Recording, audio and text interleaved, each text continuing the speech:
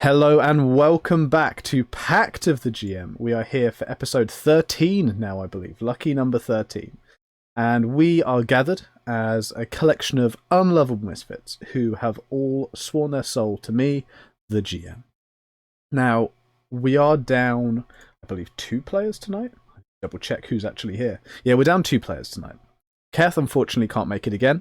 I don't think she's feeling very well, so we wish her a speedy recovery and will of course bully her in the immediate future. We are also missing a star that we keep promising. You may have heard of him, the wonderful Mr. Travis Willingham. However, unfortunately, I heard that he is currently in a legal battle with the Vatican City over the ownership of the phrase Yee-Haw. We wish him all the best if that is the case, and we hope that he can be here to Yee-Aha sometime soon. Anyway, rather than get caught up in the misery of not having Travis Willingham again, we shall get straight back in where we left off. But where did we leave off? That isn't a question to Jensen this week, who is going to give us a quick summary over what happened last week. Well, we began in a bit of a state.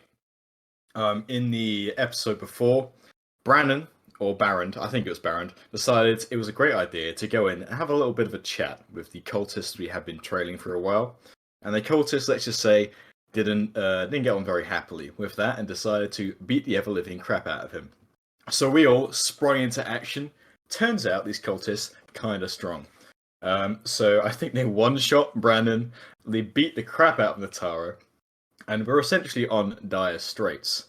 That was until bada boom, big brain tactics time, in which thankfully we were able to get the big old magic user to flee.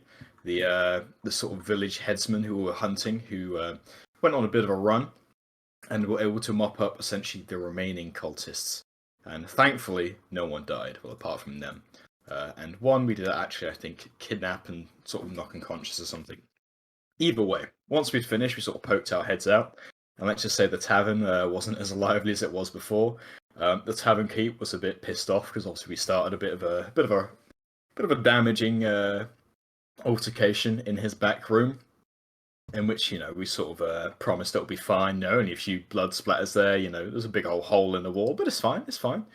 And yeah, with that, I think I'm trying to remember where we went from there. Actually, it was we took one of the cultists back to the ship. Not the ship.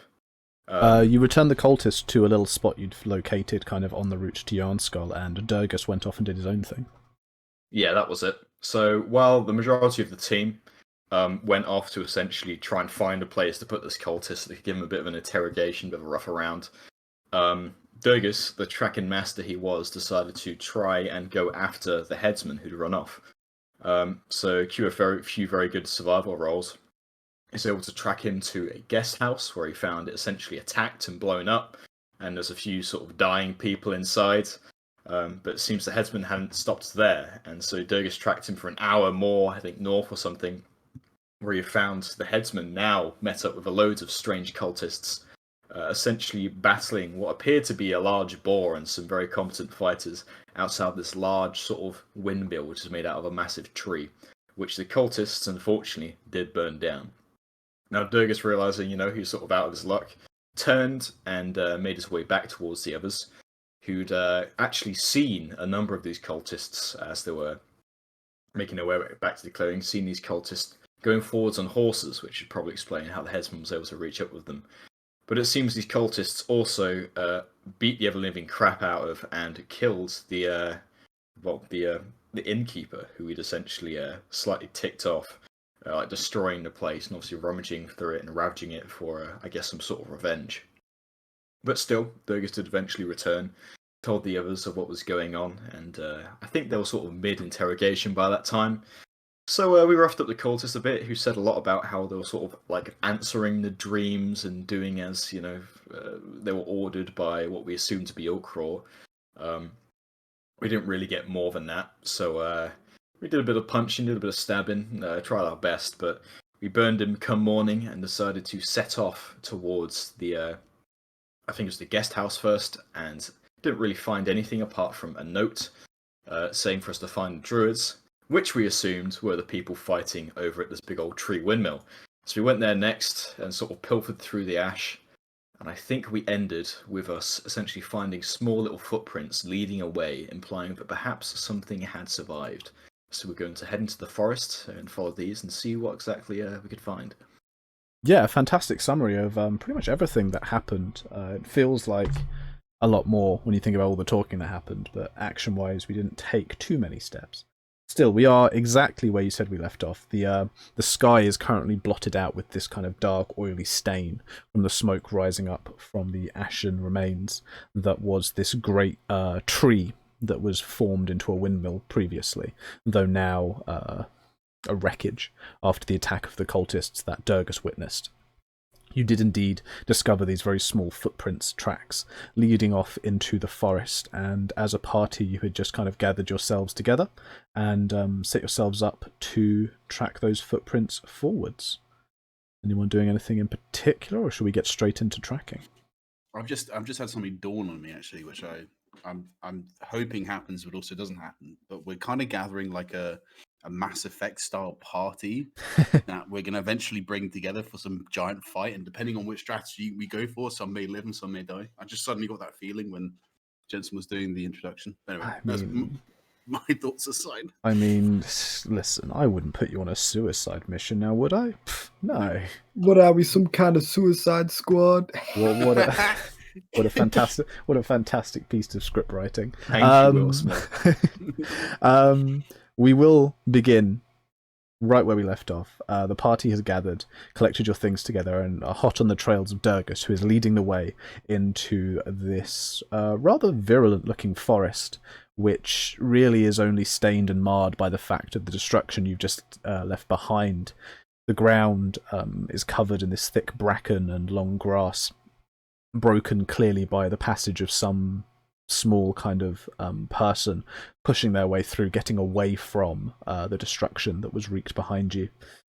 The sun still shines quite brightly above you. It's probably the middle of the morning now. Took you a couple of hours to get over here from when you arose. But everything seems to be at least stepping away from the kind of terror and horror of before, as this broken path of grass and shrub winds kind of between these pools of stagnant water, which leads ever westward and deeper into the forest.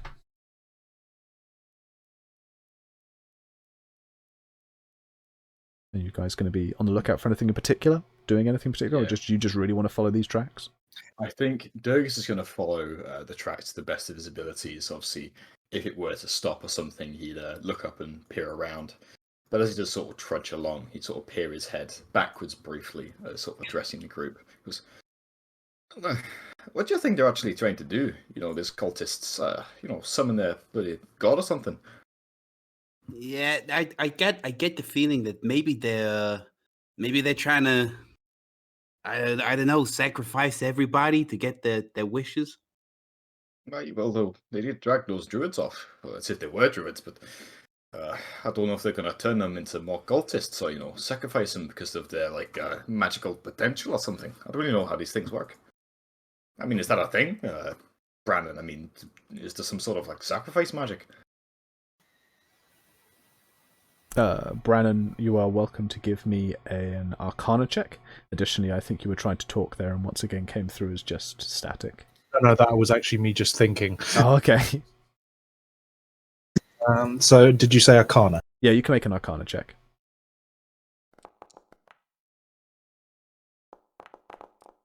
Stop rolling, what the hell? There are so many rolls. What is going on with your internet? Oh my god.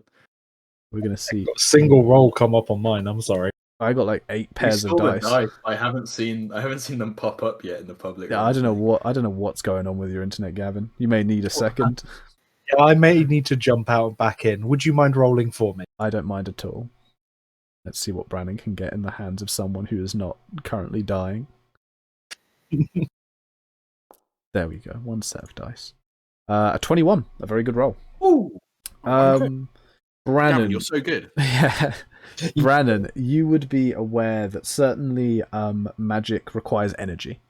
and this energy can come from a number of different places, which is kind of the general basic explanation for how you have so many different, firstly schools, but secondly types of magic users. Druids, clerics, all these different. The magic comes from different sources.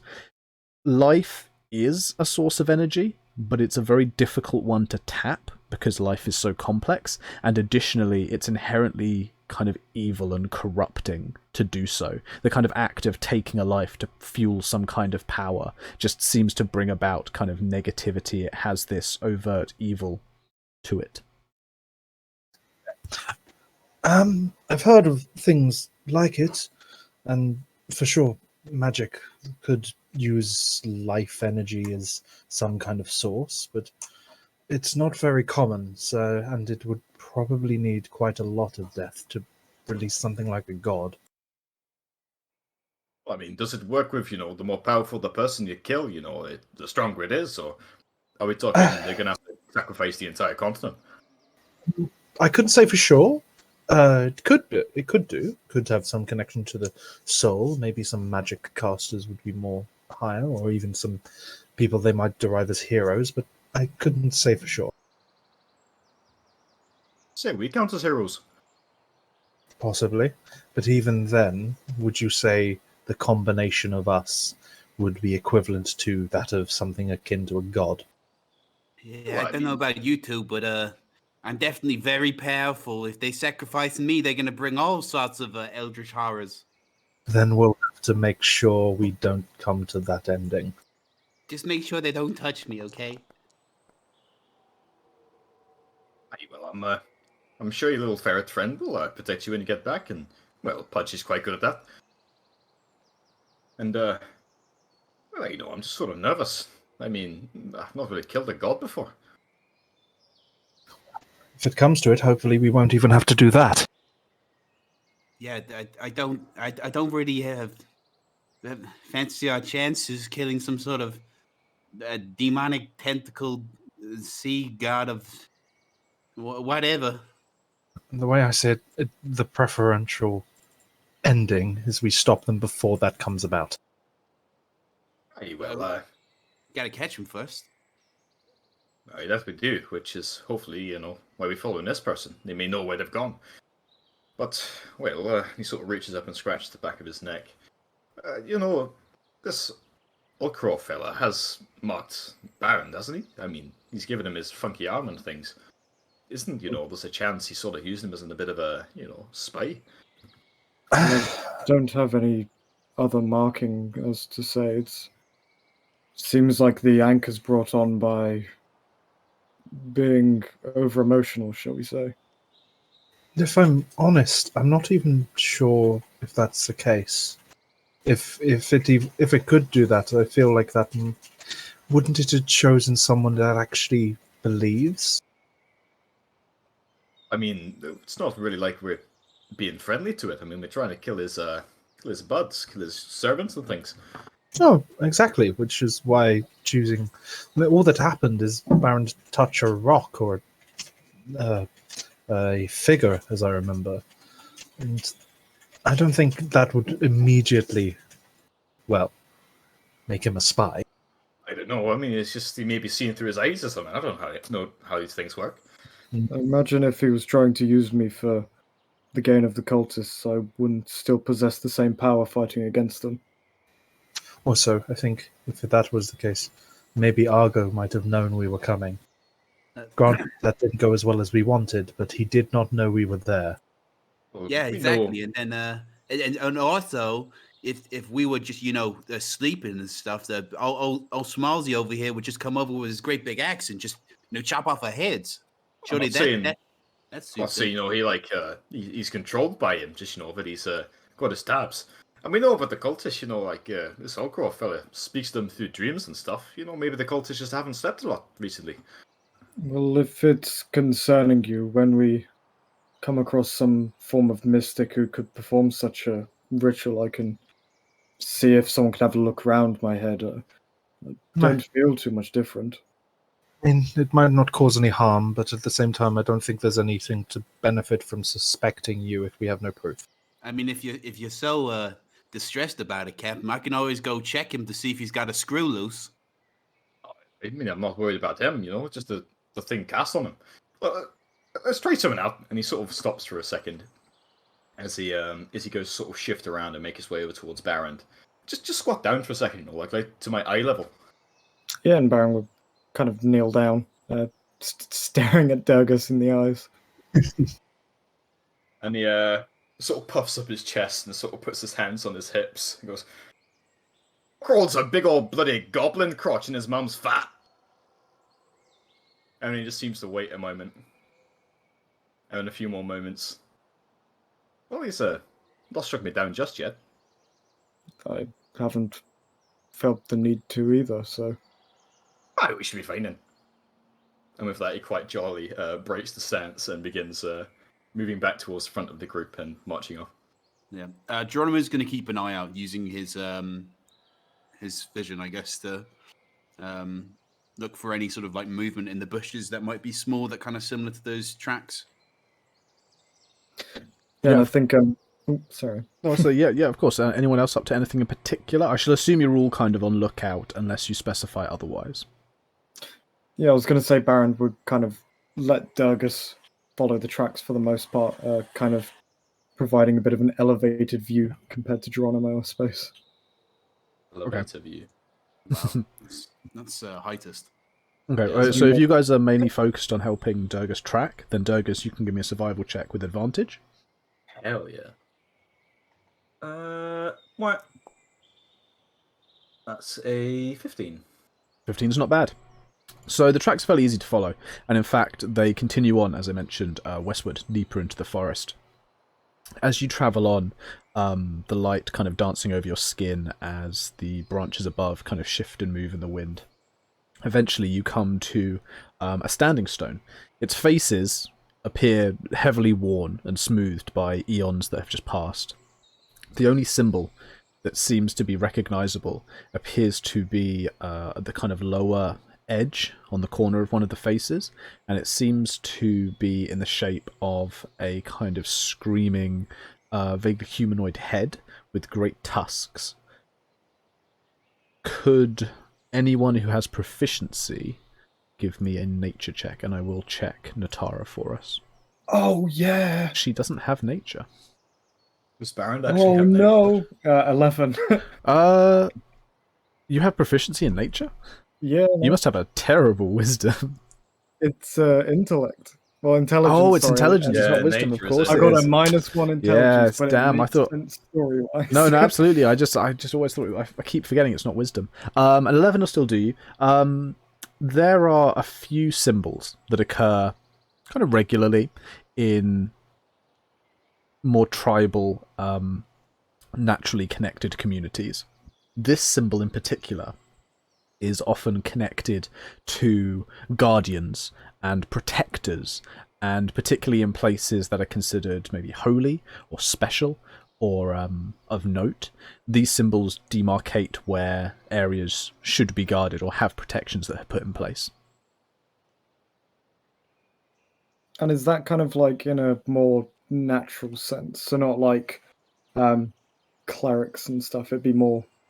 Yeah, it Druids? doesn't. It's not necessarily that. Again, it's not even that specific. It's more just suggesting. It's a warning for anyone who is aware of nature and has some kind of connection to it, that this is an area considered special by somebody, and that there are protections here. Anything more than specific than that is you can only guess. Okay.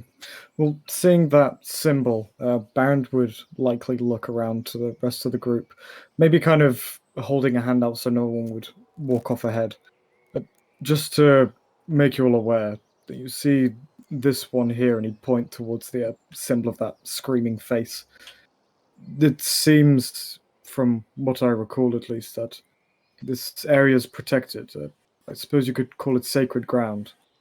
I'm not sure what we might come across, but maybe not traps, but nature itself might fend against us. The traps, he said? Like what kind of traps? Like Well, Probably not traps, but just keep an eye out. If, people start walking out of the trees, well, give us a shout because, well, who knows what they're after.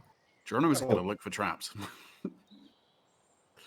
You are welcome to look for traps. Give me a perception or an investigation, please. Let's have a looky. Can I help him with that? You can, yeah, of course. What did he roll? He rolled an investigation. I mean, yeah, you'd get advantage with the help of Brannon, but that still keeps it as what you have, which is a 22. Yeah. Looking around, firstly, you're somewhat kind of out of your sorts in nature. The traps you're used to, the ones you used to design, which obviously were more mechanical in nature and better use in more urban settings. But you take a good nose around. You look under circumspect rocks that you would probably hide things under, and kind of use your experience, Geronimo, as having been an engineer for ingenious places someone might try and hide a trap. But you find nothing. There's nothing man-made or mechanical really here. The closest thing to man-made is this standing stone. Yeah, Geronimo's going to look around, sort of pick on the rocks, kind of go, tap his chin a few times, like, squiggle his mustache around, just all the kind of things that he'd do when trying to figure out what's going on. And eventually he gets to the statue and looks around at the others and kind of shrugs his shoulders. Yeah, there don't seem to be any traps here. You're kind of right on that one, Smalsy. This is just a shrine of some kind. I didn't expect there to be any traps, if I'm honest. I mean, if it's some sort of natural thing, then surely the druid will be around here. And with that, he sort of takes his hands and puts them up, seats either side of his mouth, and goes, "If there are any druids about looking to, find the cultists who killed your friends." There is no response to your calling into the wilderness. From what you have been able to discern, at least tracing the route further into the forest, you've begun to lose the kind of ashiness that was a kind of giveaway for the specific tracks you were trying to follow, and have entered into a patch of land that is kind of filled with the tracks of animals, beasts, the passage of other creatures, and so it's become much more difficult to discern specifically which way the individual you're tracking might have gone, though they must have been in this area. Okay. Brandon's going to go up to this standing stone and just have a look at it. Is there any markings on it at all? Other than the face that I described, you can tell that there were, and there was a kind of relief carved on each face, but just through so long and so much exposure to the weather, it's been pretty much smoothed, totally flat. Tell what the face, other than maybe it looking like a historical figure or something like that, does it seem familiar at all? No, not even close. This is a very basic, very abstract depiction of a humanoid head. Like, I couldn't even say it's specifically human. It has no ears, it's nothing like that. It's just vaguely humanoid in dimensions, and it has great tusks, and those are really the only things you can get from it. And Dolya's going up towards it and sort of giving it a poke and things. I take it nothing from it would seem like a mechanical or nature, or almost like a trigger. Like No. Pushing stone. No, solid. Totally inert. It feels like you are, the bit in Shrek where it's like, that is a nice boulder. It's that. Yeah. Like, that is a nice boulder, but that's literally it. Like, running your hands over it, there's no kind of pressure plates. You can't really shift it. It's set into the ground very deep. Again, the grass has grown up around it. There are vines and stuff beginning to climb up it. This thing just looks like a permanent structure here in this part of the forest. Okay. And does it seem to be facing a specific way? No, it has a number of different faces. It's kind of, think like almost like a triangular obelisk, but very, very short. It's it's no taller than Barrand. So it's got kind of 3 flat-ish faces, but as I said, it's been worn very, very smooth.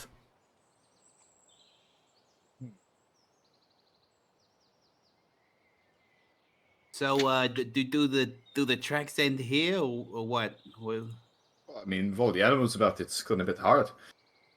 And he sort of starts to look around to see if he can sort of re-find the smaller tracks, or if they just seem to have, dissipated completely. They've not vanished. You can give me a survival. I believe. Please be the 19. Actually, fuck no. Okay, it's an 8. It's an 8. They probably don't vanish, but from what you can see, they clearly do become lost in amongst the other tracks that are around. This is clearly a busy forest. You can hear the birds. Look at that background noise. Wow. And every now and again you do hear the movement of creatures, though it's not hard for any of you to kind of pick this up, look over and see perhaps the shape of a deer or something just quickly moving through. Nothing in particular that's too menacing. The best you can make out is the animal paths, the particularly busy ones where you would expect this person probably went, given that you lose the tracks, head to the south, and they head further west. So a couple of directions there you could take. Okay. Well, I think at this point, obviously sort of split for which way to go, and knowing they're relatively short on time, Dirks would try to approach one of the animals, like a squirrel or a deer or something, if you could find any. You know, sort of skulking down, like raising his hands to be, you know, quite close, well, slow and cautious with it. Okay, give me a... So do you want to approach unseen, or do you just want to be kind of approaching as very passive and relaxed and non-threatening? Yeah, passive, relaxed, non-threatening. Okay, just give me an animal handling then, please. My god, if it's the one. Actually, Fogma. My rolls today, let's go. That's a 3 overall. The creatures here clearly aren't so certain of you. In fact, what's your passive perception? It's pretty high, isn't it? It's pretty high. I've got a +6. Okay, so it's a 16. 10. No, but yeah, it'd be a 16 for your passive perception. You begin to approach the creature, and it doesn't immediately run away. However, you think you catch it, like, take a glance down to your weapons, which are visible, and then it scampers off. So it doesn't immediately jolt, but you're pretty sure that it specifically looked at your weapons before it went. Okay. I think with that, Dirks is going to take his axes, put them down to the ground, sort of unbinds the rather large book around his chest, read through a few of its pages, and mutter the words for Dwarvish, which go around to the general idea of "let me speak to bloody animals." As I'd like to try and cast speak of animals, if that's okay, Alex. Yeah, of course you can. You find the dwarvic runes come to you fairly easily. Your voice begins to shift and shimmer, taking on this vaguely kind of soft, mesmerizing tone. For the rest of you, Durgus will still speak normally, up until he tries to go and talk to an animal, at which point his voice will shift to whatever that animal needs to hear. Yeah, and realizing the deer weren't a fan of him, he tried to find a squirrel or something up a tree, and if he'd see it, sort of go, "Oh yeah, you up there?" Give me a perception check real quick. Because you did fail the animal handling, so I'm not just going to give you. I'm not just going to give you a squirrel. But that's a good 22? perception. Yeah, that's a good perception. So you can have a squirrel now. There is one that's still up a tree. Yeah. It kind of didn't look at you when you were approaching the deer, and as you call out, you do catch a sight as it jumps. You're clearly not expecting a very loud squeaking sound, which is squirrel. As I mentioned, for the rest of you, Durgus appears to just be speaking very loudly like a rodent. But for the squirrel, its eyes are permanently fixed on Durgus. Up here! Yes, up here! Hello! Sorry to scare you, but do you see any sort of druidy sort of robe-wearing people like us moving through here? Robes? No robes. No good wearing robes. You can catch it on all the brambles. Well, people like us, dwarves, humans, elves, the upright type. Any sort of, around this place? Not recently. You got any nuts? Not on me. I can help you find some, but do they, when they were here, did they go a specific way? Nuts first. Give me some nuts and maybe I'll remember. Sort of goes down and swears beneath his breath, which would probably come out as a bit of a high-pitched squeak still, before he tries to peer around the ground to see if he can find any nuts for the squirrel. Would you like to find these nuts? I'd like to find these nuts. Could you please give me a survival check? Oh, that's a good roll. Oh, that's a lot of nuts. Absolutely. Yeah, you found all the nuts. All those nuts. Yeah, it doesn't take long for you to collect up a fairly sizable handful, assorted kind of nuts, some of which have fallen and broken open, others that look a little bit fresher and like they need breaking open. Though as you collect them up and kind of offer them to the squirrel, he scampers down the trunk of the tree, kind of clinging on in that kind of upside down way, and then poking his head up to inspect your collection. Happy with what you have to offer, he nods his head slowly. There was a little one. Came through yesterday? Yesterday. The kind of head pokes up to look at the sky. I think it was yesterday. Came through yesterday. All scared and scampering. Didn't even stop to say hello or bring me nuts. Went off that way, I think. And then it kind of lifts up one of its tiny arms and points vaguely towards the south. Yeah, and he's sort of holding up the nuts in his big old meaty hands. He sort of keeps them there, quite willingly letting this sort of little squirrel dude take them all. He goes, hey, well, hey, thank you a lot, and do enjoy these. As he reaches out with like kind of both arms to try and grab some of the nuts, he immediately like loses his grip on the tree, falls, hits the ground with a kind of splat and some dust into the air, shakes his head slightly, and then scampers around going, put him on the floor, please, put him on the floor. Yeah, sure. I mean, you took a bit of a hit there. Are you okay? Absolutely fine. Just need the nuts. As you put them down, he then begins kind of whirling around them and kind of grabbing them one at a time and beginning to carry them up the tree, moving through the process of collecting these nuts. Wow. Let's go. Right. Adurgus with that, quite happy with the squirrel's intel, turns on his feet and sort of waddles back towards the others. Right, well, Mr. Squirrel over there said the little fella came through here yesterday or something. He went, and he sort of points with his big old thick fingers towards the south. That way. Looks like we know which way to head then. Hey, and you can give me a thank you if you want it. Thank you for trading nuts with a squirrel.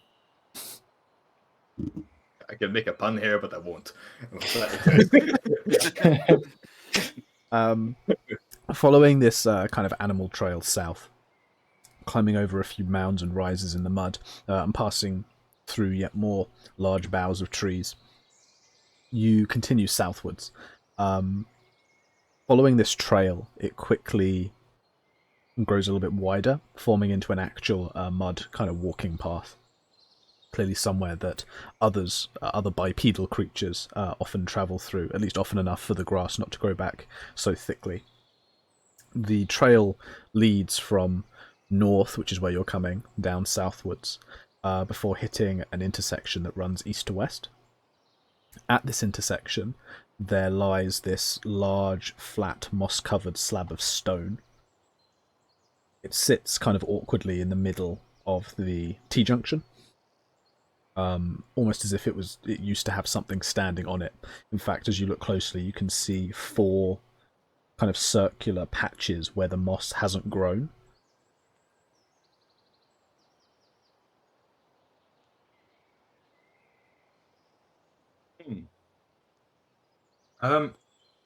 Just how large these patches? Like, could you get a general idea of what was once there? The size of the patches would probably be... I'm trying to think of a good comparison.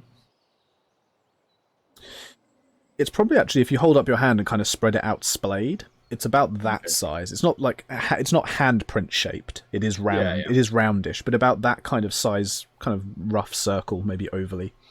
Okay, so not massive. Then. No. Would Geronimo hazard the guess that sized statue would be similar to the one that was they passed earlier? Do you mean as in the standing stone? Yeah, the standing stone that they saw earlier was. The standing stone was had a larger base. The standing stone was more similar to human-sized, with kind of a full base running all the way up. Okay. As I said, think more obelisk shape for the standing stone, whereas these are, as I mentioned, kind of 4 much smaller, round sections where the moss hasn't grown over, as if something was standing there quite recently. It looks like something was. It was here earlier, so maybe someone's been through here recently. Yeah, and with that, Baron will kind of take a look at the patches. It's like patches of dirt and some moss, right? Yeah, so it's pretty much got this kind of lichen and moss that has just grown over the entire thing, basically turning it almost entirely green. There is a little bit of dirt here and there, but then there are just these 4 patches that are totally clean. You can see the stone quite clearly underneath. Okay. First of all, he's gonna grab one of the smaller hand axes that he keeps at his waist, and try and kind of scrape away some of the lichen. See if there's anything hiding underneath. Well, wouldn't you know? There just is. Dragging your axe along the surface, you make kind of like a couple of strokes, taking away large clumps of the lichen and the moss. Eventually, however, as you kind of drag your axe along, it hits this little divot, and it kind of bumps up, that kind of sure sign that you've hit something that's not part of the flat stone. Working with the axe a little bit more circumspectly and a lot quicker, you manage to reveal a small metal tag that appears to have been bolted down into the top of the stone. Wiping it away in this strange curving script, it says the word rom. There you go, got me work on my rolling R's. Which is a language you yourself do not understand. I don't suppose you could all have a quick look at this. I have no idea what it says, but some of you might understand. Stepping forward. John's going to go. Oh, No, yeah, go on. John's going to go look as well. He's going to kind of step over and see if you recognise the language at all. Stepping forward one at a time, you would each be confused and puzzled by the language until Natara stepped forward. At which point she would take a moment, then maybe a double take, classic cartoon style, before explaining that it is the word wolf in the language of her order. No impressions today? No, I'm not going to try and do an impression of Keth, because she does this kind of like lilting accent, and I'm not so sure. And I need some practice with that one. Okay. That's strange. Maybe we should check the others, see if they have something similar. Yeah. Keep scraping, Smalsy. You're so good at that. Are you Yeah, going to say Baron, you'd keep on scraping away. cleaning with the up? Great encouragement by Geronimo. Yeah, that cheerleading that we all need. Cleaning up the rest of the kind of stone slab. You don't find any more of these tags. It's almost like, you know those kind of little labels, those metal labels you get bolted down onto statues? It's a bit like that. Also like a plaque. Yeah, a little bit like that, but a very, very small one. With just that single word that's been kind of carved into it. The rest of the stone is pretty much smooth and well hewn and has absolutely nothing else on it, even as you spend some time kind of working your axe over it. By the end, do you feel you've done more damage to your axe than learned anything?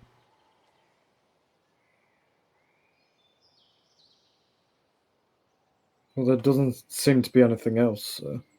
I don't suppose you knew anyone who went by Wolf, Natara?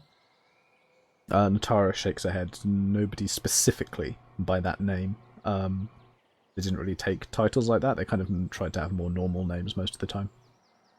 Durgus would look around for wolf prints, like paw prints on the ground, to see if he could find anything relating to that. Give me a survival check with advantage. That's a 21. That is a 21. Let me just double check my notes for you. Yeah, checking around, you find that there are a few sets of wolf prints here and there about, though most of them look a little bit old and not totally fresh. However, there is one particular set of tracks that looks very, very new. You can still see some dampness at the bottom, where clearly some water got in either maybe off of the paws or has come in quite recently.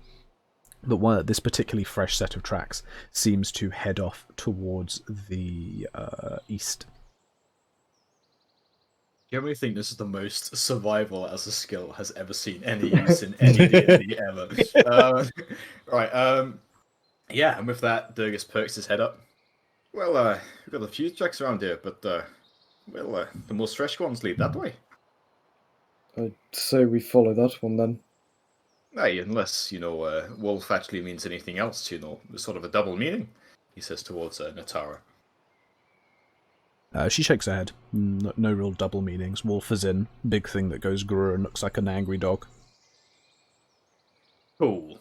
And with that, Durgus would waddle on off, quite happily following his newfound paw track. Travelling back off to the eastwards, the trees slowly begin to thin out as you head more towards the edge of the forest. The dirt track remains just as obvious and actually makes it quite easy for you to follow these wolf tracks. as they begin to reach a bend in this small trail you've been following. As the path flows from east down to south, so as you kind of reach that bend, you notice that at the corner, almost at the edge of the forest, there is this rotten wooden shack, just standing very limply. It's only slightly bigger than maybe an outhouse would be. The door hangs very limply off of the hinges, and there is just kind of gloom through one of this tiny shuttered window.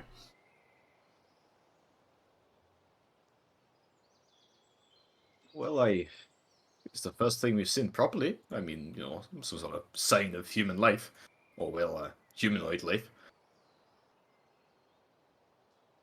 Should we go say hello, or I mean, is there some sort of custom to these?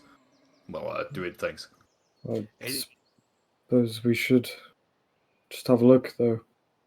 I don't know how well they'd recognize us as not being a danger, so just keep an eye out, I think. Maybe Gaggles should be at the front, seeing as she's, the same as these people. Well, seeing how I know Alex isn't like role playing of himself, I'll take charge. I appreciate that. I really want to see that. As player character, I roleplay, interact with the NPC. I also roleplay. What engaging and entertaining D&D for you, the players. It's very entertaining. Oh, I'm sure it is, but I'm sure it also gets tiring very quickly. I don't know. If you do the impression, it will be better. I'm not going to do it. I agree with Gavin on this one. I'm sure you do, you bullies. Stepping forwards and approaching the front of the hut, you can hear nothing inside as you get closer. Are you just going to try and kind of push open the door? I think those would give a bit of a knock first. They would wait only a few more moments to hear anything before pushing open the door. Yeah, there wouldn't be any response to your knock, and in fact, as you knock it, you feel the door shift already. Like, even that little bit of force is enough to make it sway. There is really nothing holding this door together. In fact, as you push on it, there is like a creak and a crack, and the whole door just falls inwards, collapsing in front of you into the space. The interior of the hut is just as rancid as the exterior. Very dark, lots of cobwebs. You already see kind of spiders and woodlice scattering away from the disturbance you've made. And the shack seems to cover absolutely nothing, except in the middle of the ground, where you would expect a floor, even a dirt one, there is just this drop, like a sinkhole, that just goes. Like, even with your dark vision, you can kind of pick out the grayscale edges of this cavernous fall, but then it goes beyond where you can see, and it just keeps dropping. Okay. Well, Thurgus is going to sort of ease over towards the hole, and sort of sticks his head down, obviously not really seeing much. He goes to try and pull forwards a torch from his backpack, sort of struggling with it as he tries to move it past all the other junk he's got in there. Can you light stuff with thaumaturgy? Or thaumaturgy? No, thaumaturgy is more about is about creating effects and things of stuff that already exists. So it can like enhance the sound of your voice. It can change the color of flames. You're looking more for prestidigitation if you want to actually snap something alight. Well, he pulled his tinderbox, scraping at it a few times for sparking the torch, which he'd sort of point on down into the hole, trying to see if he could see better with it illuminated. The torch doesn't really show much. It's still in your hand. The torch is light, doesn't go much further than your own dark vision. In fact, you can still see further than the light extends, which means that really it provides you no extra vision other than what you can see to be a just craggy, near sheer drop down. Okay. And then he sort of sticks his head back up and goes, "Alright, are druids, prone to living in holes, and are they flammable?" Natara would shake her head dismissively at the suggestion that they're prone to living in holes, and then chuckle at the suggestion that they're flammable. In which he just drops the torch into the hole to see how far it falls. Yeah, not a problem. Counting the seconds and watching it drop, you reckon the torch falls about 100 feet before the light flickers and dims very visibly, clearly suggesting it's hit the ground, at which point it begins to glow up slightly again, illuminating the space below. And from your vantage point, though at this distance, you reckon from what you can see, it has fallen into a larger kind of cavern, and it has fallen onto what looks like some very, very wet brush or reeds or roots. You're not really sure. It definitely looks kind of brambly in that kind of intermeshing natural appendages sort of appearance, maybe like a nest. But beyond that, and the fact it's clearly not burning up, you can't really pick out much more other than it appears to be in a larger space than the diameter of the tunnel. Right. Well, it seems there's a bottom to it. I think we'll need a bit of rope though. And he goes to sort of pull forwards his 50-feet coil of rope, of hempen rope to be specific, which he sort of takes in hand, peering over the others. Are any of you lot willing to lend yours? We can, tie them together. I've got a bit, and Barrand would hold out his 45 feet of hempen rope to be specific. That'll take you most of the way down. A 5-foot drop is not that far. Wow. And with that, Burgess moves to try, sort of tie quite a secure knot between the two, before, if able to, slowly sort of feeds it down. Yeah, of course. What are you tying the end at the top to? Surely we'd have to tie it to like a tree or something, right? Because the shack will just collapse. Is there any sort of is there any floor to this actual shack? No, it is a dirt floor. Oh, could Geronimo? Oh, is it like a proper shifty sort of dirt? No, it's just like dirt mud. Okay. Geronimo's going to take a piton out.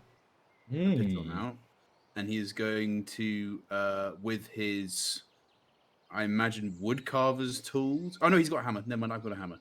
He's going to use his hammer to knock the piton into the ground, and use that as a sort of kind of base. Yeah, that's exactly what it's designed for. So 100%, you can hammer one of those bad boys into the ground, loop the rope around the end, kind of beat it right the way in, so that it's literally almost embedded into the dirt completely, and you have a super secure kind of latch to hang the rope from.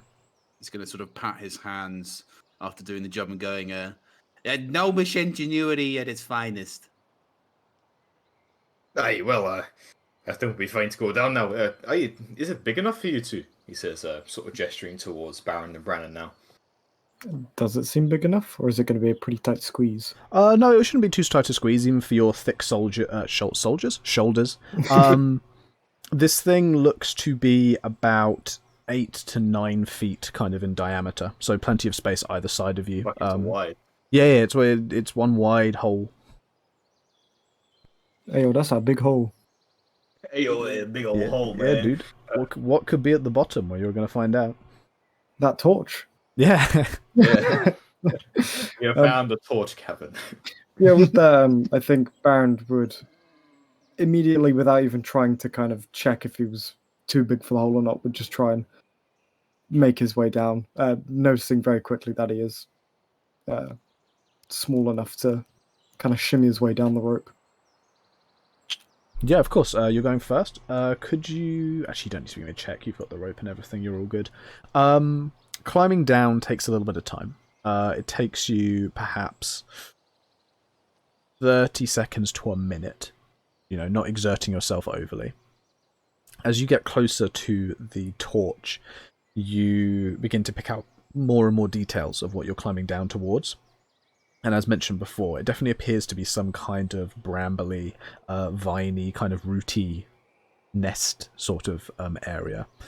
Going down to the last 5 feet and then dropping as you do, you land just next to the torch and can look around you to find yourself in a not very high, perhaps only 6 feet high total, room that appears to be a naturally formed cavern. It has that kind of worn, smooth, slightly pitted appearance of something that's been formed by the rushing of water. The entire ground is covered in these roots, which mat up to form this basic flooring that keeps your feet directly off the mud. The roots all seem to emanate from one side of the room, in which they come down from what appears to be some kind of great wooden branch sunk into the ground. And underneath the roots, you can clearly see the mud and the sand and the dirt moving almost like magma. There's no heat, but it's almost like it's bubbling and turning and roiling. Okay. Well, with that, Baron will probably take a moment or two to regain his footing, have a bit of a look around, and then he'd call up to the others. I think it's fine. Nothing's jumped out just yet. Do you want to make your way down? Dirks would call back down the hole as he quite quickly begins to scurry on down. Quite excited to see what's in the depths below. Yeah, Jordan's going to follow. Brandon will as well, although when he starts getting down, he's going to pull out his lantern again. Yeah, not a problem. As mentioned, the room is exactly as I described. Width-wise, kind of area-wise, there is enough space for all of you as a party to comfortably stand around together, though you take up most of the space down there. It's not a huge, gargantuan cavern. It's just larger than the tunnel that you've climbed down. Home sweet home for you, isn't it, Geronimo? He says as he chuckles, picking up his torch. What's that supposed to mean? Don't you know that gnomish homes are pretty huge too? We've got very lavish lifestyles, full of technology and culture and architecture. What if people came from holes in the dirt? That's just the propaganda that the deep gnomes keep telling people. Where do they live? They're the ones from the underground. They tell everyone else we're from the underground. That ain't true. So they are from underground, but the rest of you aren't. Yeah, because we drove them out. They weren't so good. They're the thieving, the not so nice gnomes. We drove them underground because they're mean and nasty, and that's where mean and nasty people go, underground. And that's the truth. Having met a deep gnome and told quite specifically that that's not the case, I like to see this lying. It's not lying at all. What are you talking about? Okay, X to doubt, but sure, go on, player. Yeah. We were all there during that conversation. Actually, I think it was a lore dump I gave to Jake, so I'm not sure necessarily that was explained to you. Yeah. No. I have no. On an OOC front, I have no idea about it. But Geronimo is just running with this. I definitely lore dumped this to you when you met the last one and had a conversation. I do remember. No. We're talking about the deep dwarves. You said I'm talking about deep gnomes. I swear gnomes came from... Oh, no, he's right. That was about the Duragar. He's absolutely right. No, keep going. I'm talking about the Duragar. You're talking about the Sverfnebli. Yeah, the Sverfnebli. Okay, yeah, keep going, dude. Sorry. Wow. X to doubt. Okay. Yeah. You said dwarves and gnomes are the same? What the hell, Alex? Yeah. Oh my god. Racism.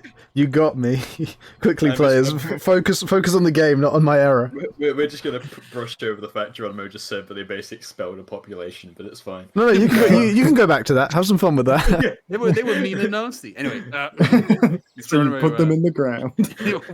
Wow. Yeah, so so if anybody says that gnomes are from the ground, you tell them you're wrong. They grew up when the Starks came and they delivered the little gnomish babies, and they were like, little gnome babies are so cute and cuddly that we'll let you grow up out here. And that's the truth. You made a nest, son? Yeah, the first gnomes made a nest, and then we built actual houses, and now we live in mansions, and that's the truth. Well, I feel like there's a lot of history you're skipping over there, but fair enough. I didn't read the histories. I focused on engineering. I wanted to build stuff, not be a storyteller. I ain't no bard. So you're saying you're pulling yourself to your ass then? No, I just know the basic stuff. Right. Well, your people's weird whole fascinations. Besides, let's. Well, what did you exactly see here, Baron? Nothing yet, but have a look under the roots, and he kind of would kneel down to the floor, maybe not like actually getting on the floor, but squatting down a bit, pointing down beneath the roots that they're kind of stood on to the moving soil that's below them. Yeah, Durgus would get down there and try to have a look, and I assume see the exact same thing with like this magma moving dirt stuff. Yeah, it's moving, it's almost like it's alive, it's kind of rolling around each other. As I said, it moves almost like a liquid, and yet it's clearly, like you can see clumps of dirt, you can even see worms every now and again that get kind of almost churned up in it. Not seemingly in pain, but they just kind of move through it as if this is almost quite normal, when obviously it isn't. I take it he would never have seen anything like this in his entire life before. You would have seen like digging and stuff, so like dirt can move like this when it's dug. Yeah. But like this, naturally occurring and moving in this way, no. Yeah, I mean I'm no expert on these things, but I don't think that's normal. I mean, we can give it a bit of a poke, and he goes to sort of extend the big old digit and try to touch this stuff and see if anything happens. Immediately you lose the finger. No, you kind of It's a He wood didn't chipper, specify yeah. what kind of digit, man. Yeah, He yeah, didn't yeah. specify. That's it. A number, that's it. Yeah, you're right. You stuck the number 3 down there. You can never use the number 3 ever again. No, no. No, poking a finger down there through, you kind of run it through the dirt, and you can feel it moving against you. It's kind of that that same feeling if you've ever stuck your finger in the dirt and just kind of dragged it along. It's that kind of feeling of that rough texture moving around your finger. But it doesn't like try and suck you in. There's no burning sensation. There's no immediate pain. It just seems to be moving earth.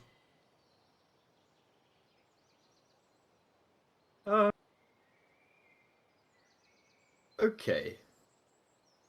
So does it just seem like the Earth itself is moving, or is it just like is this like inside the roots or something? Like No, this is under the roots. So think of the roots having grown like a mesh or like a netting. They've grown very thick and formed this almost carpet that runs over the top of the Earth. The Earth is moving underneath the roots. Almost like root floorboards. Yeah, exactly. Yeah. But obviously because it's roots, you can see through it, you can stick a finger through it, you can like see that this is occurring, but you yourself aren't standing on top of it. The roots are very secure, you can feel that they are solid underfoot. Does this dirt seem to be going a specific way, or is it just like churning? It's more churning, it doesn't seem to be running in a specific direction. Okay. And just how much of there is this like churning dirt? Is it only a certain patch we can see? Or no, is it just under the whole floor of this room. Now, as I said, the room itself isn't that large. It's not like, you know, a huge cavern, etc., etc. But it's a good maybe 15 feet across or so, roughly circular, not a perfect circle, but roughly circular. Well, nothing grabbed you and pulled you in, so should we have a look around the room? I don't see why we shouldn't, but still I'm a little nervous. I mean, if you fall into that thing, well, I don't know what will come out. We'll cross that bridge when we get to it. And with that, Baron will kind of, trying to stay within the torchlight, would begin trying to kind of look around the room and see if there's anything of interest. Dogs will do the same. Yeah, give me perception or investigation checks. 25%. 18. Is everyone rolling on this? Yeah, you can all roll if you'd like. Okay. A 6 from Brannon. And that one? Oh, wow. Yeah, he did get that one. Perception. Don't worry, Jake. That means Gavin set the bar real low. Oh, okay. He really set the bar low. So we have a 25, an 18, a 6, and a 22. You guys begin to spread out and search the room. And really, there is very little else in here. However, on one of the kind of walls that runs around towards the roots, there are these kind of swirling cave paintings.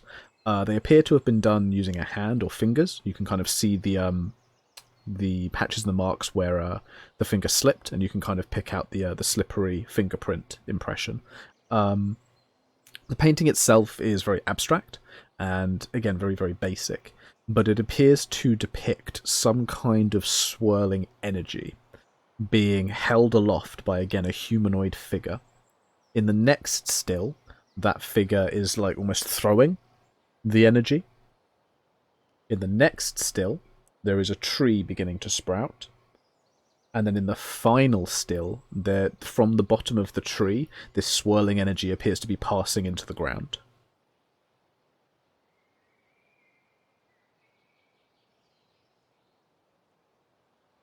Okay, and would this be something that Baron might have an idea on? Whether they would have heard stories of like these powerful trees or You can give me a history or a nature. Ooh. I know Okay. I know intelligence is definitely your strong point. Oh, let's Oh, go. please, for the 17. 18. There we go. 18, very nice. So kind of every culture and people have their own stories regarding nature, the power, and trees. You yourself and your clan didn't really have many. Where you grew up and where you came from, trees were a luxury. They didn't really grow. Any kind of greenery that you came across was normally quite low, hardy, kind of more bushes and stuff like that. Things that kind of survived on what little water they could scavenge and did their best to avoid the awful icy gales. However, certainly stories that involved people placing energy in the land, gods putting energy into the land, this energy becoming inherent in nature, that kind of generation of life having a kind of inherent power, and there being specific natural loci or points of focus that were very powerful in this magic. Those sorts of stories certainly exist in and around your culture, though yours were more to do with the things that you were more commonly coming across. This would be particular sets of standing stones, this would be particular caves that went down to fantastic formations of crystals. There were certain ice formations that were just starkly beautiful. Okay. And yeah, with that, Baron would kind of have a look over the various cave paintings before turning to the rest of the group. Now, at home, we had similar stories of energy and formations, points of interest and magical power. I imagine this is the story of someone creating one of these points of focus, but perhaps in a tree, maybe the one that was, well, burnt down. You think so? It's either that or we haven't come across it yet. For all we know, we could be surrounding the roots of it right now, and he kind of points back to the floor. But do you think there's some sort of meaning in burning down these sort of trees? It's possible. Oracles would go to stones. They would travel for days on end to basically sit at a point that was more powerful than where we were. It's entirely possible that druids do the same, but with trees. Is there any way of really knowing, like finding out? It's not my area of expertise, unfortunately. Is there some sort of way for us to see if there's any magic in the air? I mean, I can have a look around and give you the vague elements, but I can do specifics of what things do. That may be useful if we know what kind of magic. It's something to watch out for, or give us an inclination of where to go next. It would only last an hour, so if you want me to do it now, just say. I think either that or perhaps Natara can try some of her druidic magic. And he kind of, when he says that, he would kind of stutter a bit, a little unsure on whether that is what she does. That might have a different reaction if we are in one of these places. Well, I mean, the wolf went somewhere, and I'm not sure if it came down here, but, well, I don't see anywhere else for it to go. Fair enough, in that case, and Brannon will take his pack off and start going through it, gathering the pieces together for him to cast Detect Magic, which is as a ritual, so I think it's 10 minutes. Yeah, it's 10 minutes plus the casting time, which I think is one action, so basically, yeah, 10 minutes. So the 10 minutes pass very quietly. The soil is moving underfoot, almost silently. There is just this kind of gentle rasping, almost like sandpaper rubbing against itself. No huge amount of noise either. Eventually, you go through the incantations, you draw together the correct items, you channel your magic through your focus, and after 10 minutes, you cast this haze over your eyes. which allows you to perceive the kind of shades of the different magics that pass through this world. You look around, and the room is awash in this kind of veiny way, following the traces of the different roots all the way to this kind of central root that comes out of the wall and where they all grow from. The thin, pale lines of conjuration magic that seem to move and shift almost like a heavy fog up and along and then down these roots into the soil. The soil underfoot seems to kind of bubble with it, almost like a stew. He looks over and kind of draws his hand down one of the lines and then looks back to the other. Well, we're definitely in the right place. Is there anything hiding away? A secret door or something? And Baron will kind of pat his hand against some of the wall. Some we dirt can comes follow off. we can follow these lines, but it might require a bit of digging. It's surrounded with magic. It's following the roots. I mean, we'll be able to, breathe if we get caught in nothing. The sort of riptide, whatever. Not sure whether digging into it's a good idea. After seeing the sigil earlier, it might cause more trouble than good. We could be desecrating sacred ground. Possibly. Does anyone know much about this? Actually, would Brandon know anything about magical trees specifically? You're welcome to give me an Arcana check.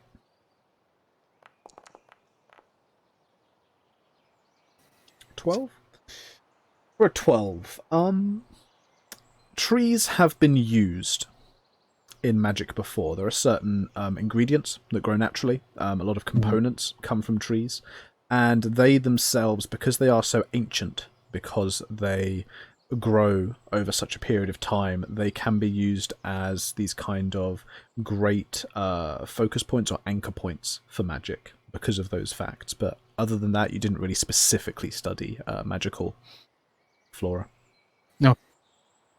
He kind of follows the line up again and turns to the others. If I'm honest, I'm not sure what this could be. It's conjuration magic, which has quite a large amount of uses. Could be a teleportation thing. Maybe it's for healing. There's a lot of things. Does it go back up to where we were at all? He kind of points upwards. It does, doesn't it, Alex? Yeah, essentially from one of the walls, there's a root that kind of comes out, goes towards the ground, and then from that root, these smaller ones that create the floor spread out. Cool. Yes, it does. Might be worth heading back up and seeing if we can follow some kind of magical track. Yeah, let's get on with that quickly. So I'll climb up first and then just catch up if I've started walking. And Brandon's going to start climbing up. Just give us a second. And Darius, just before they go, we try to sort of feel through the roots and stuff, just seeing if there was any sort of like entrance or something, sort of down below, like implying that maybe people just went into this dirt instead. Give me an investigation check. I'm dog at investigation, so let's hope. Ooh, 9. You move around, kind of kicking the ground, running over it with your hands, seeing if there's any section of the roots that perhaps comes away or can be pulled apart. But it all feels pretty solid. The wood almost feels petrified. It's still definitely alive. You can feel it's quite moist. It has that feeling of roots that is still alive. But it, as I mentioned, it is almost rock solid for you to walk over. And yeah, by the time Brannon's clambered out entirely, you can say with fairly high certainty that there isn't some kind of secret entrance leading down into the earth below. Yeah, with that, he'd happily go up after Brandon. Okay, I'm going to assume you are all exiting said cave then. I think so, yeah. Okay, we are going to take our first break here then, so we can go grab drinks, snacks, and whatnot, and we shall be back in roughly 10 minutes to continue our little travel through this verdant labyrinth. Oh, I said the name of the episode. Oh, I said the title of the show. Wow! Whoa! Okay. Whoa! We shall be back in about 10 minutes, okay? So have a fantastic break, everyone. Bye.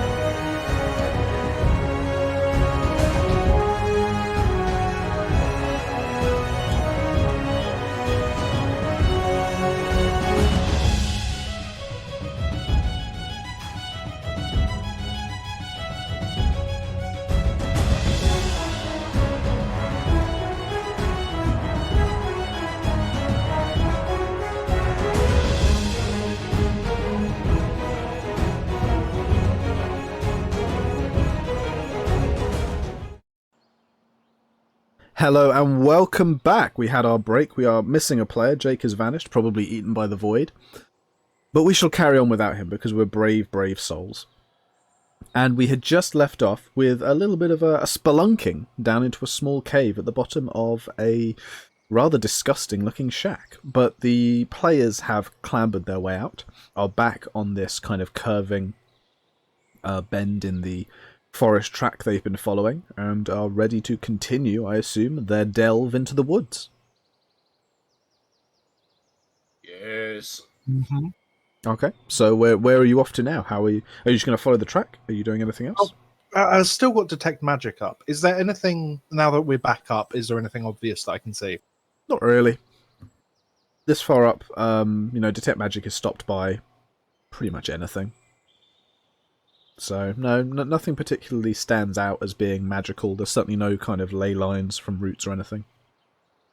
Those would yet again, try to find the wolf prints and see if they went into the track or seem to have gone further down the track still.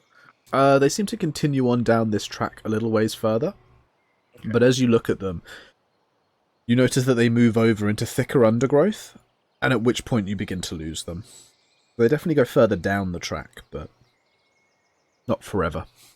Okay, well, I think with that in mind, Durgus, we've been down the hole, we've seen the weird dirt shit going on down there, so he'd try to follow the track. At least until he loses complete track of the wolf prints, or if anything presents itself. Certainly the wolf prints are eventually lost. But as you guys make your way further south, down through the forest, you begin to notice that fairly large pools of water start to become dotted, almost like ponds either side of the track. Going a little ways further, you find a small, what looks to be fishing hut that looks almost entirely gone. There's just kind of two of the walls left standing, and the roof fully collapsed in. From the fishing hut, there is a small jetty that leads out into the largest of the ponds, and in the water, fish traps have been set up, but the ropes that make them up have long since rotten through, and these large, fat, lazy fish kind of drift lazily in and out of the remains. You can carry on down the track, explore here, go off in a completely different direction. What do you want to do? I think Durgus would he tried to have a better look at the traps and see if perhaps anything was caught, or if there's anything left in there. They just seemed broken and crap. They look really, really old. They look like they've rotten through. There's a couple of bones in there, suggesting that something was trapped for a while, but just died in there, rotted away. Now the traps are totally broken. Fish are swimming through them quite freely. If that's the case, I think we'll try out the fishing hut. The hut itself is mostly collapsed. Only 2 of the 4 walls are still standing. The roof has completely fallen in to create this very dank smelling, kind of rotten, fetid odour coming from the few branches and planks that haven't entirely kind of necrosised away. Give me a perception check. Is that everyone, or just Durgus?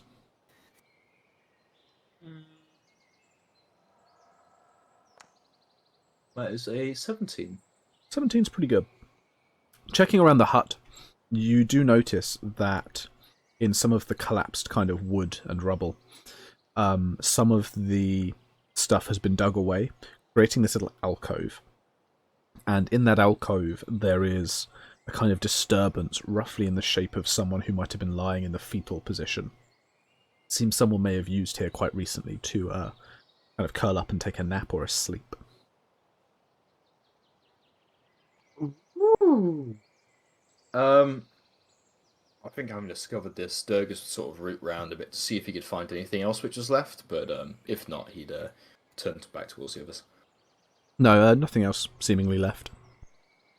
Okay, yeah. Sort of getting back to his feet and walking out the hut, appear towards everyone else and be like, I think I may have found where our little friend may have taken a bit of a nap. Some sort of little corner, I think, alcove. Which means we're hopefully close. How did you find that out? Very well, you can tell stuff's been recently moved, shifted. I mean, someone's sort of been huddling in the corner. Oh, is there some sort of sweat patch on the ground, or? No. We said no one's stuff's been moved, and I didn't really pay attention to the exact description, so I can't tell you. But there was someone there. Oh, okay. Yeah, good job, Captain. You're so smart. No, yeah, thank you. He nods his head, puffing out his chest quite proudly, as Durgus, peers back towards the trail, and I assume follows it further on if there is one. Yeah, there is. Carrying on Keep further. going. Yeah, carrying on further south. The trees begin to become a little bit brighter, a little bit more of that kind of crisp emerald green, and a lot thicker, blocking line of sight deeper into the forest, further and further, as the track gently winds itself westward once more, deeper into the forest. Eventually you come to another intersection, you guys coming in from the north, with a track leading off to the south, and one leading westward, deeper into the forest. As you get closer, vaguely on the wind, you begin to hear this odd kind of soft singing, that kind of lullaby-esque voice, almost as if children singing.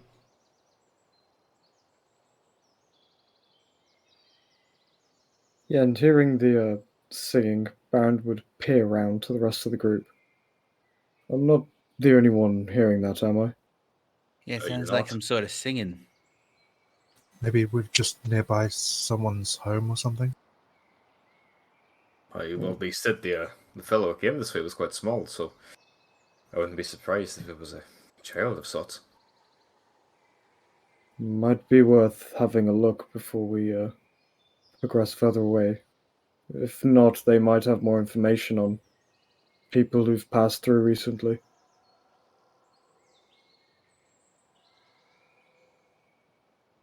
Okay, so are you guys going to look around for children? Yeah, Trying to follow. Wow. Okay. Whoa. It may have been a loaded question. All I'm saying is speak loudly and clearly into the microphone. Scripted, Well, scripted encounter. scripted nonsense. Baron would be looking round for any form of person, not specifically. Yeah, I think we'd follow the singing and try to see, Okay. where it comes from. The singing appears to come from deeper into the forest. Clearly, the track that leads eastwards. Kind of as you wander in other directions, the singing gets more quiet. Though as you head towards that eastern direction, that track, it begins to become louder and louder. Additionally, however, everyone give me a perception check. Everybody. Everybody. The whole Just like- party. This is like all my checks this day. 6. It's almost like wandering into a forest is a ranger's natural habitat. Hell yeah. Okay. So pretty much everyone bar Baron, you notice as you approach this track that glittering ever so slightly on the sunlight, just sparkling, just as the light hits it, there are these kind of globs of pollen that are hanging in the air, very light, clearly kept up by the wind or the breeze. Just slowly dancing in the air. Very, very difficult to spot immediately, but as I mentioned, caught by the light, they kind of glitter this bright yellow. They don't seem to be kind of out and about where you are, though certainly down the track where the singing grows louder, they appear to become thicker and thicker.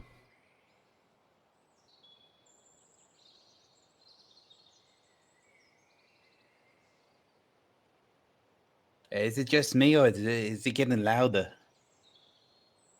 Just going to keep wandering down the track. I think so.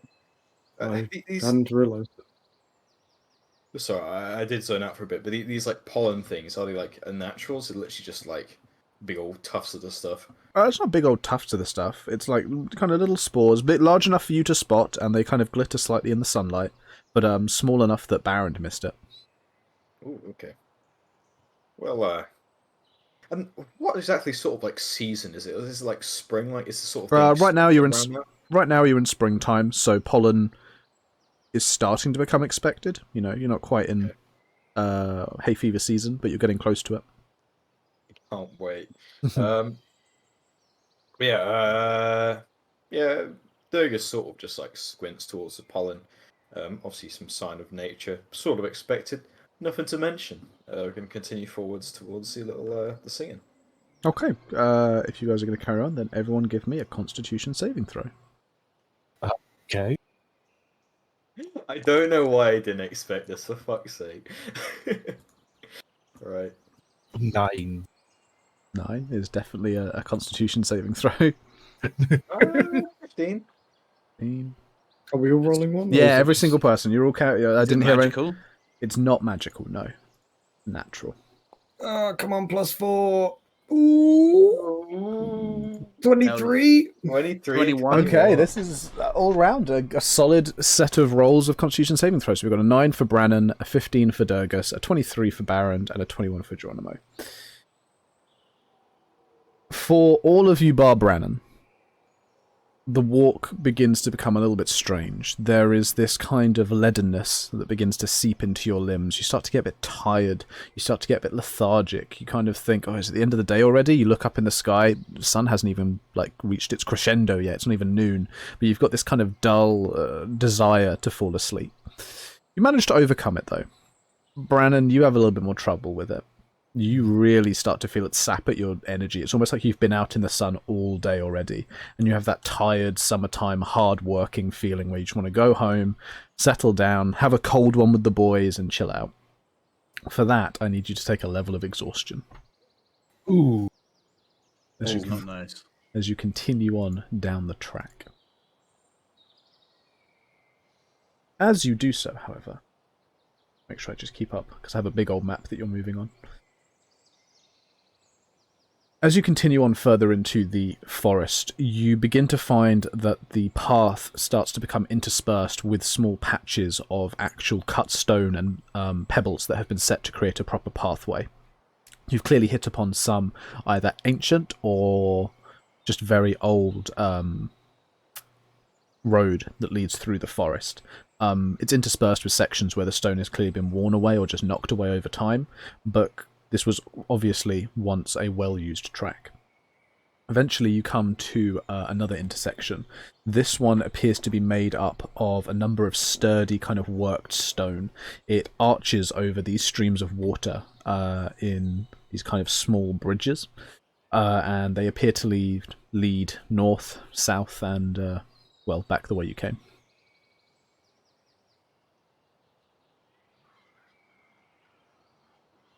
Yeah, Dub.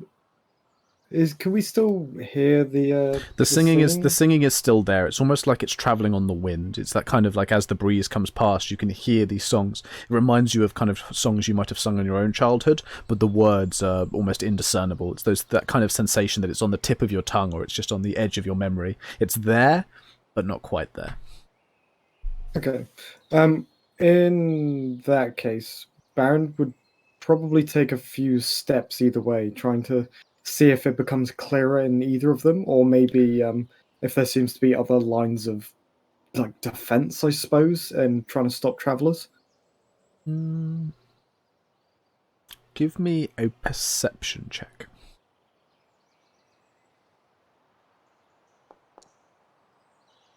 That is a 17. That's a very good perception check.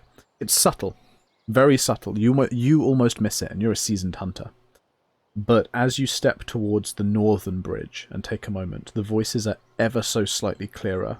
You can catch snatches of words, different things about summertime, stuff about dancing, things about dreaming. Whereas when you stick to the step to the south, it doesn't become quieter. It just stays mostly unclear. Okay. In that case, Baron would kind of step further forward towards the north, and would kind of try and bring the party over. It seems to clear up in this direction. I would suggest we keep an eye out. If there's more defenses, perhaps this is those traps you were looking for, Geronimo. Yeah, I told you there's traps everywhere. It doesn't matter where you go, there's always traps.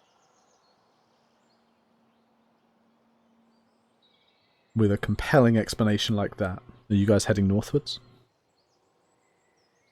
I think Durgus would double check, sort of like the cobbles for more weathering one way or the other, but would generally follow Baron's. Yeah, there's no real sign of more weathering either way. Like, if you're looking for one specific creature or something that doesn't really weather stone that much, it's more, evidence of long time with things passing over, and all of the stone looks like it's been here a long time and worn very deeply. But heading northwards, the ground begins to become broken up by these kind of rough hillocks and bumps in the earth.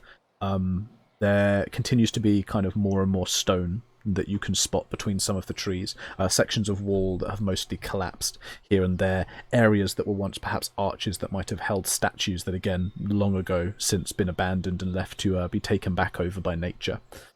Eventually, you drop down into this small kind of pit, and almost at the time that you walk down into it, it begins to seep and fill up with fog. I would like everyone to give me a survival check. Instant death. You fall into the lair of the Kraken. Oh no, please don't be that one. Oh, 13. It is. Fuck me. 6. Okay, we have a 13 for Baron, a 5 for Durgus with a nat 1, a 10 for Brannon, and a 6 for Geronimo. A bad round of rolls overall, but not awful. Baron, you and Brannon managed to stick together. You almost seem to kind of sense each other's presence close enough and continue on forwards, doing your best to stick to the track, though it's difficult, as being unable to see where you're putting your feet, the fog is that thick. You trip up a little bit, you kind of go off side to side, you get that sense of confusion that comes from not really being able to detect what's around you, though your hearing remains unimpaired, so there is that. You guys manage to climb up a slight bank of what feels to be dirt or mulch or something, before breaking the surface of the fog and ending up at the top of this small hillock which seems to sprout above the fog. Looking around, the fog kind of spreads out around you a few hundred feet in all sides, as this bowl that you walked down into appears to have completely filled up, to the point now that even the form of Geronimo and Durgus is impossible to see. They don't even seem to disturb the fog as they move through it, wherever they might have gone to. Yeah, so kind of looking down into that little ditch, I suppose, and not seeing Geronimo and Durgus making their way out, Baron would look a little concerned towards Brannon before calling out towards them. Durgus, Geronimo, are you okay? Calling out, Durgus, you and Geronimo hear nothing. You guys have become separated, kind of wandering off in your own direction as you desperately try to cling to the path, but you end up tripping, you end up falling, you kind of reach around and grasp at whatever you can and end up pulling yourselves off to one side. But you guys still stuck in the fog. There is no real sound. Nature is still clearly present, and you can still hear the birds, you can hear the crack in the branches as things move around, like squirrels and such.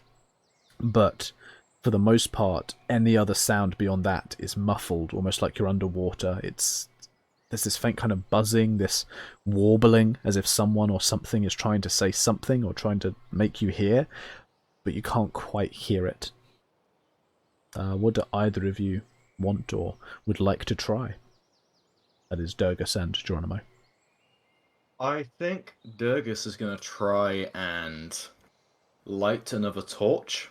To see if that sort of goes through the fog a little bit more. To sort of guide his way. Hopefully try to stick to the path. Okay. Lighting the torch certainly has an effect. It allows you vaguely to kind of silhouette yourself, at least from where you can see. Moving it around you, though, the light really can't penetrate the fog at all, and even holding it out in front of you, you actually kind of lose sight of the torch rather than just make your visibility any further. It's almost as if this natural light just can't penetrate.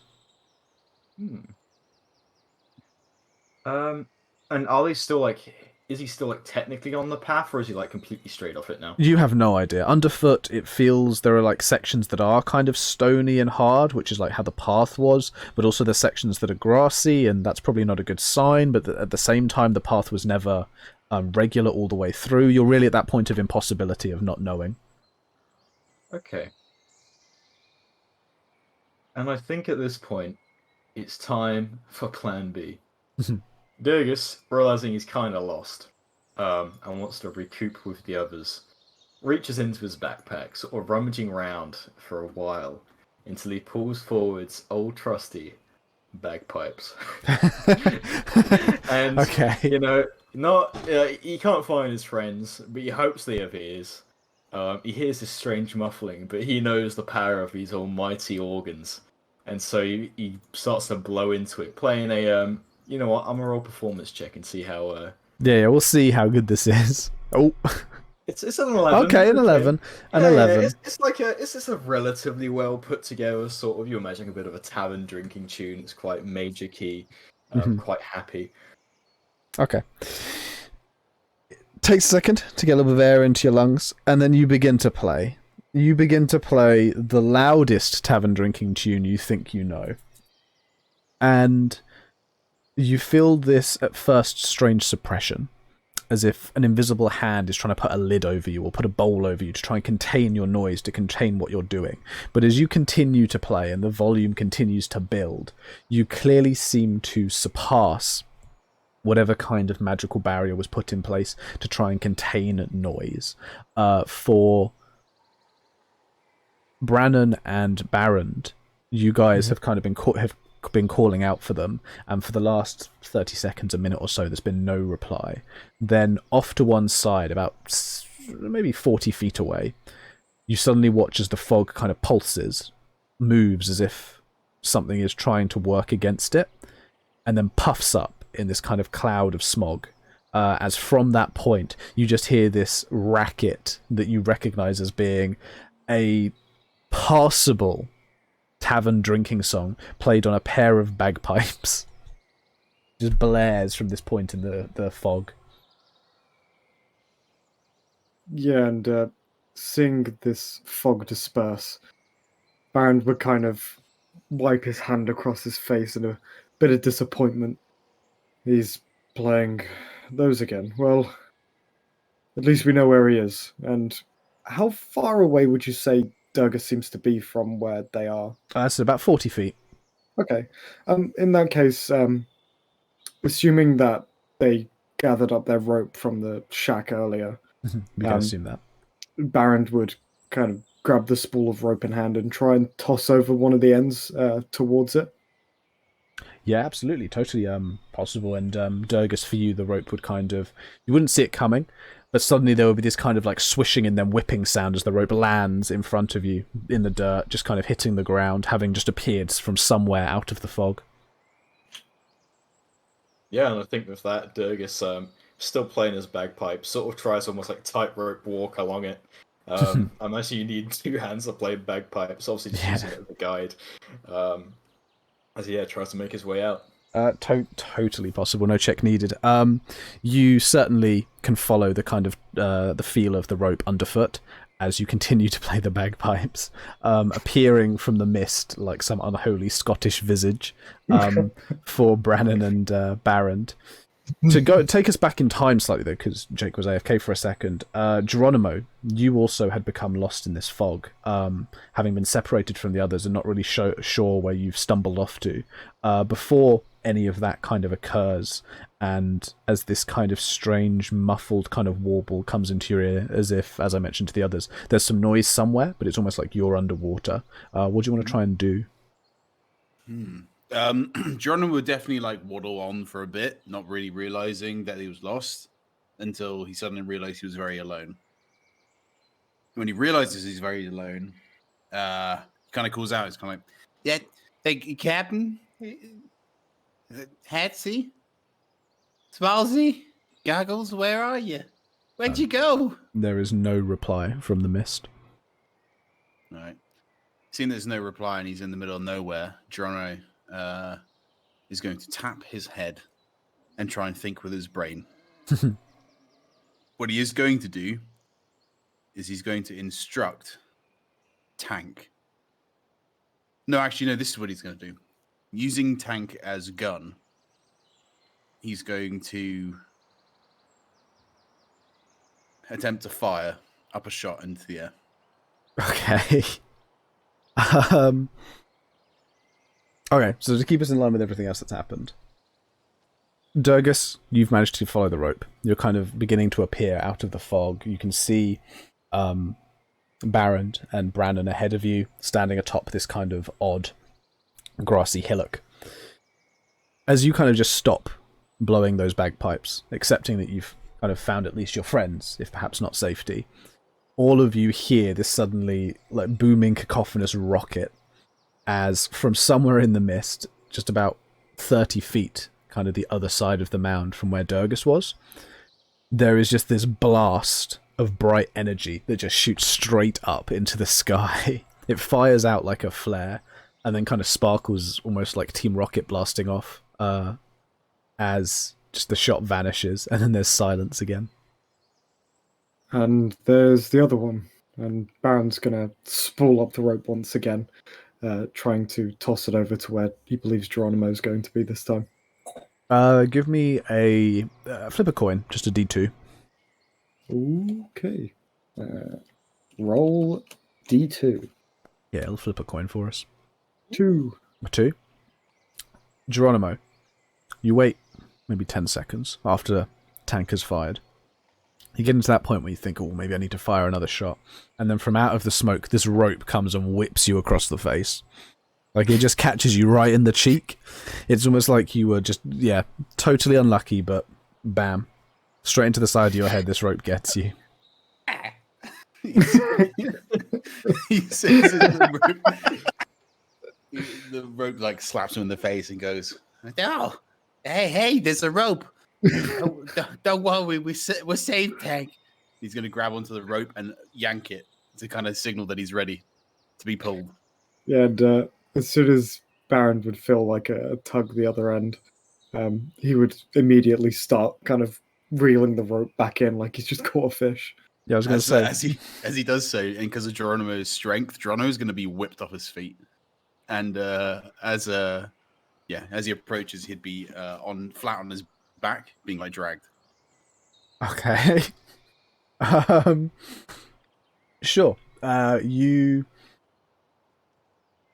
flounder like a fish, and you suddenly find there's a lot more resistance, Baron. It's not too difficult. He's still not... I'll block that account there. Wait, I didn't have to do it. Someone ban that thing that just added in the chat. No, that. Thank you. Sorry, so yeah, it takes a moment and suddenly there's a lot more resistance. As if, like, Geronimo's become caught on something. It doesn't stop you. You're still kind of pulling hand over hand. But eventually, a lot slower than if Geronimo had just walked, you see this kind of, almost like a corpse, begin to become dragged out of the mist. Sprawled onto the ground, just clutching onto the rope with one hand, there is Geronimo, who is just being viciously scraped, cut, and bruised by like just everything along the floor. The stones, the rocks, the kind of thick grass, everything is just catching on him and just leaving him stained, filthy, and scratched. Ow. You okay? I'm in pain. You're not meant to fall over, you know. Yeah, no, but I pulled on the rope, and then I'm guessing it was Smalsy that pulled me over. I wasn't expecting his strength. Right, well, you're not hurt or anything, are you? Johnny's gonna look around. Is he perforating? Is he perforating? That's a word. That's a word as in like making holes in things. Is he perforated? Yeah. I mean, there's definitely some scratches and some bruises. Not enough to say do a hit point of damage, but you look pretty roughed up. It's as if you imagine a drunk night where you've fallen into the bushes and clambered out and been like, "Oh, those are going to scratch and bruise in the morning." It's like that. Yeah, much like the Spanish word for thank you. He has a gracias. Oh, certainly. This is top humor. This is why people I know. like this chat. This is honestly the entertainment value in this chat right now. I can't believe we're not all famous YouTubers. Yeah. With Geronimo kind of getting back to his feet, Baron would kind of not like pat him down, but maybe just give him his head a bit of a ruffle. Right, well, we need to keep moving. Wouldn't be surprised if there's worse yet. Well, there's certainly nowhere here now. I mean, my bagpipes aside, that, well, they were shot us, Geronimo. I mean, that was you, right? I mean, technically it was me, but technically that was a tank. Aye, well, at least it's not, some sort of dude attack party. We should be fine. Yeah, don't worry. I didn't see nobody. It was me that made the fanciful splash. I would be mindful from here on out. Clearly, they don't want us here. Oh, what gave you that idea? Geronimo chuckles. I think there may be more traps, just, the kind we're expecting. Okay. Come on, anyway, and he begins to quite quickly put his bagpipes away, almost sorrowfully. As he tries to, what do we see in front of us once we made our way through this? Well, this is the thing: is you're currently standing on top of a hillock in the middle of this bowl of fog. On the edge of the bowl, fuck, okay. on the edge of the bowl, you can see kind of a number of trees and some of the sections of stonework and kind of arches and buildings that have been worn and collapsed. But with having been turned around and stuff, there's no real sign of the way you came in. So, kind of have to find a direction on the way out. It was about noon when you got here, so the sun is directly overhead, so that's not a huge help. Well, would there be any form of kind of scuffle in the ground where Baron and Brannon would have climbed up this little dirt mound? Sure, yeah. Well, with that in place, Baron will kind of turn into the opposite direction. Okay. I think this way's our best bet. If me and Brannon climbed up from there, I assume we took a relatively straight path to get here. Seeing as the fact that I always that Geronimo always knows that where north is, would it be fairly easy for Geronimo to figure out the way that they came from? Yes, you were approaching from south to north, so you were heading northwards when you arrived. Okay, Geronimo's going to tap his chin and look at the others and goes, "So a bit of my gnomish intuition is telling me that way," and he's going to point towards the north. Is the north? I believe you. And would that be opposite to the way, the scuffle was, like the way Brandon and Baron didn't climb up? No. Their scuffles are in a different place. Oh, shit. Well, I mean, like, opposite to it, like, on the hill. Yeah, Like, that's what I mean. Okay. Then they're not opposite the north. Oh, okay. So Right. are we supposed to be heading north, or do you want to go in the direction of your scuffles? I mean, I the way believe we we came were in. supposed to be heading north, so let's go with your direction. Okay. And Geronimo's going to lead the way north through the fog with the others. He's gonna actually. Just how far out is like the north direction clearing, like where it seems these the fog seems to break? 150 feet, roughly. Oh fuck. Okay. I was gonna try and throw a rope again, but that's not gonna work. Oh, I've got an idea. Geronimo. It's fine. No, you go. Have you got an idea as well, Jensen? I do have an idea. Okay, well, Geronimo's. I'll do mine first, and then you go. Okay, we'll be diplomatic about this. Geronimo's gonna pull out his own 50 feet of hemp rope, and the piton as well that he recovered from. Oh wait, hold on. Did we recover that from earlier? We can say you recovered it. Okay, he recovered the piton as well. And he looks at the others and goes, "So, what we could do if It seems to be a bit far. I've got some rope here. We could tie the ropes together, and whoever's at the front, maybe me, wears it, and then we tie the other one to this back end here, and then we follow the rope going forward so we don't get lost together. Actually, sounds like a good idea. Are we going to be able to gather it back up afterwards? We can send somebody back with it to take the pit on. I was just going to suggest we, and he sort of reaches back, pulling out the bow, which he's definitely had this entire time. There's another fucking emote having it. And of course, a few bundles of arrows. If we get a big enough, piece of rope, we could just, and he sort of gestures, shooting, sort of vaguely towards the direction of the clearing you're heading towards. If we can hit something, we can just follow the rope that way. It doesn't even matter if it hits as long as it lands in the clearing. We just make sure we're walking next to the rope as we follow it. Aye, exactly. Speaking of which, and he sort of takes his chunk of the rope, sort of offering it towards Baron, knowing that he had like at least another 50-ish feet. Yeah, and Baron would also attach his 45 feet. Yeah, Geronimo would add his 50 feet in to make a 145 feet rope. Brandon will nod enthusiastically and offer no rope. Yes. making the super rope. Yeah. And Durgus then goes to essentially tie it, or try to tie it quite tightly around the arrow, before he sort of takes the bow and sort of aims it a little towards the air, and essentially tries to fire just generally in that direction. Yeah, that would be pretty easy without any kind of checks. The rope arches up, following on the trail of the arrow, which peaks and then drops down. It appears to be outside of the fog. With all of the extra rope you had, there's plenty in the hands for you to pick it up and begin to follow it. And I shall assume with the silence that you do so. Yes. Beginning to walk along, holding onto the rope without, tugging too hard so that you don't really move it and perhaps pull it back into the fog.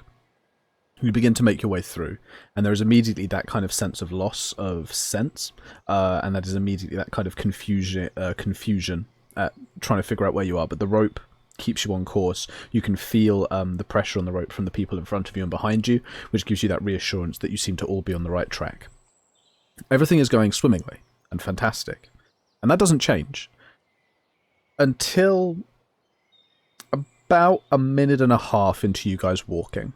You feel like you're getting towards the edge of the fog. It's beginning to thin. You can start to see the silhouette of the person in front of you.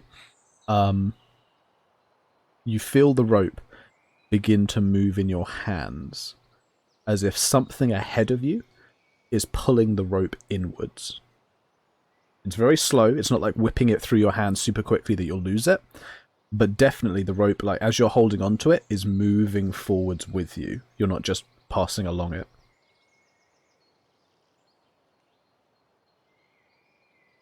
Geronimo's going to try and keep track of the direction that they're going in, and to see whether or not they actually veer off from that northern course. From what you can tell, no, the rope doesn't appear to be kind of shifting left or right. You certainly don't feel any pressure of it moving left or right in your hand, and from your understanding of where north is, you seem to still be on track. But it's as if something is drawing you in. Oh. I think Durgus would obviously feeling this, like something is pulling the rope. You say, like yeah, it's definitely moving in your hand. As I said, it's not super quick. It's not like burning through your hand super quickly, but definitely as you pass your hands over it, you can feel the rope moving just a little bit faster than you are along it, going in slowly and slowly towards where you were headed anyway. Okay. I feel Durgus is going to reach down to his belt and unhook his returning hand axe, which he holds just sort of quite loftily in one hand. I don't know what exact order we're in, but, barking over the heads of people in front, or, just in front if he was the person leading. He'd sort of shout out, "What do you think you're doing?"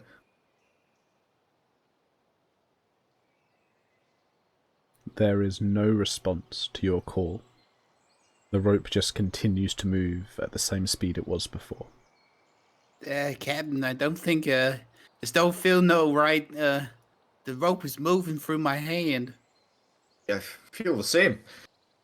I mean, we're going in the general direction, right? So hopefully we can confront whoever it is once we coming out. Just prepare yourselves. We don't know what's on the other side. And Baron would reach out for his great axe, holding it in one of his hands. Not ready to kind of like swing it, but just in case. Okay, so you guys are just following along with the rope for now. Yes. So, yeah. Alright. You continue along, and as I said, it's still in your hands, you've still got plenty of slack behind you, as you finally begin to climb your way out of the bowl, leaving the fog behind you, which actually, as you begin to leave as a party, it slowly begins to dissipate, almost draining out as if through some giant plug at the bottom. As you crest the top of this bowl, before leaving it entirely, you look down and see that the arrow itself is gone. The rope, which clearly is where the arrow landed, is stuck into some murky ground that appears covered in dead leaves and branches and stuff, and very, very slowly the rope is being sucked under the ground and is vanishing into this pile of muck and sludge and whatnot. I think seeing this and knowing how useful rope can be, Dirks would quite quickly reach to try and grab sort of suckled in rope and try his best to sort of fight whatever was dragging at it, trying to pull it back out. So, a tug of war? Yep, basically. Okay, everyone else? Joining in? Not joining in? Throwing weapons? Fireball? I will Baron try would, and tug as well. Yeah, Baron would help as well. Let me just think. Do I have anything that could help? Oh, hold on. Holding?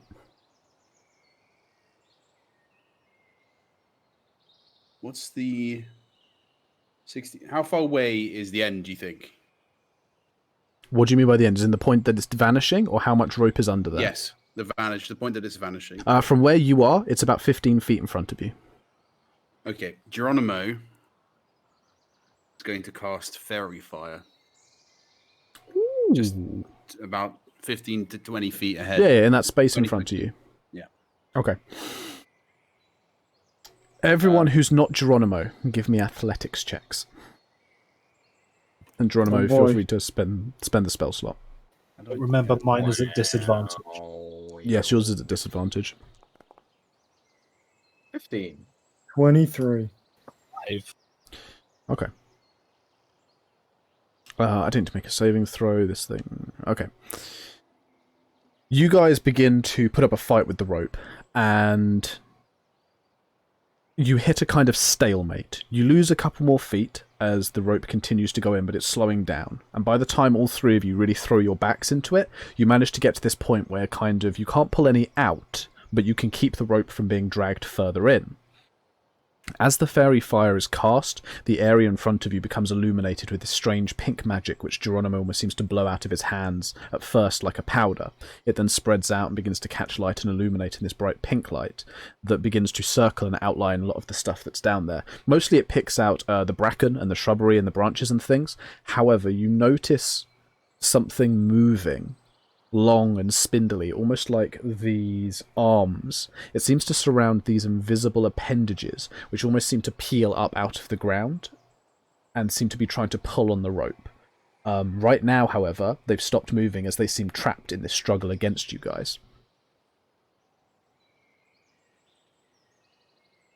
And sort of seeing these like sort of invisible appendages, which seem to be sort of dragging and gripping onto this rope, Durgus will sort of lash out a foot and try to sort of kick at the whatever they were, arms or legs. He goes, let that bloody go. As you reach out to kick, your leg passes straight through. And as you stop kind of pulling, as you try to go out and kick it, you lose another foot of rope as the thing manages to get another pull in before you go back to this tug of war. Maybe we should just cut it and keep what we can. I agree, just cut it for now. What the hell is that thing? Yeah, and he's sort of wrapping his hands back around it again. He's going to sort of peer back towards Natara. Because, do you have any sort of like rope thieves in your circle? Natara is going to shake her head and shrug because I'm not role-playing her. Brandon's going to pull forward, pulling out his small little dagger and cut it as close to the edge as he can. Of course. Entirely welcome to do so. You will lose 30 feet of rope off someone's. I allow you to choose whose. I already had Yes. 45 anyway, so. So you're going to take your 45 down to 15? Yeah. Okay. So you cut the rope. Whoops, just hit my keyboard. You cut the rope, and the last little bit that you weren't able to catch gets kind of sucked into the ground as you save the rest of it, untie it, and separate it between yourselves. In the time it takes you to do this, you watch as the ground where the arrow had sunk into and had been sinking begins to kind of shift and move and rumble as the bracken and the kind of leaves and branches move around. And then around them, this kind of strange, dark, brackenish mouth rises up, crunches down on everything, pulls into the ground, leaving this strange kind of dip. And then there's a kind of rumble, almost like a very, very, very minor earthquake, as the thing pops open, almost regurgitating what it swallowed, and covering itself once again with this strange, with this mixture of different plant matter that has fallen on the ground. And then everything goes very still again. What the hell was that? It's a trap. It's a trap, I told you. That wasn't a trap. That felt alive. And if it's protecting these woods, I imagine it may try to do the same to us. But can't we talk with these things? And with that, Oh, God. Durgus reaches once more to try and unbind the book from his chest. As I'm going to have to double check my feature to see how often I can use this ability. Fuck, where was it? Is it this one?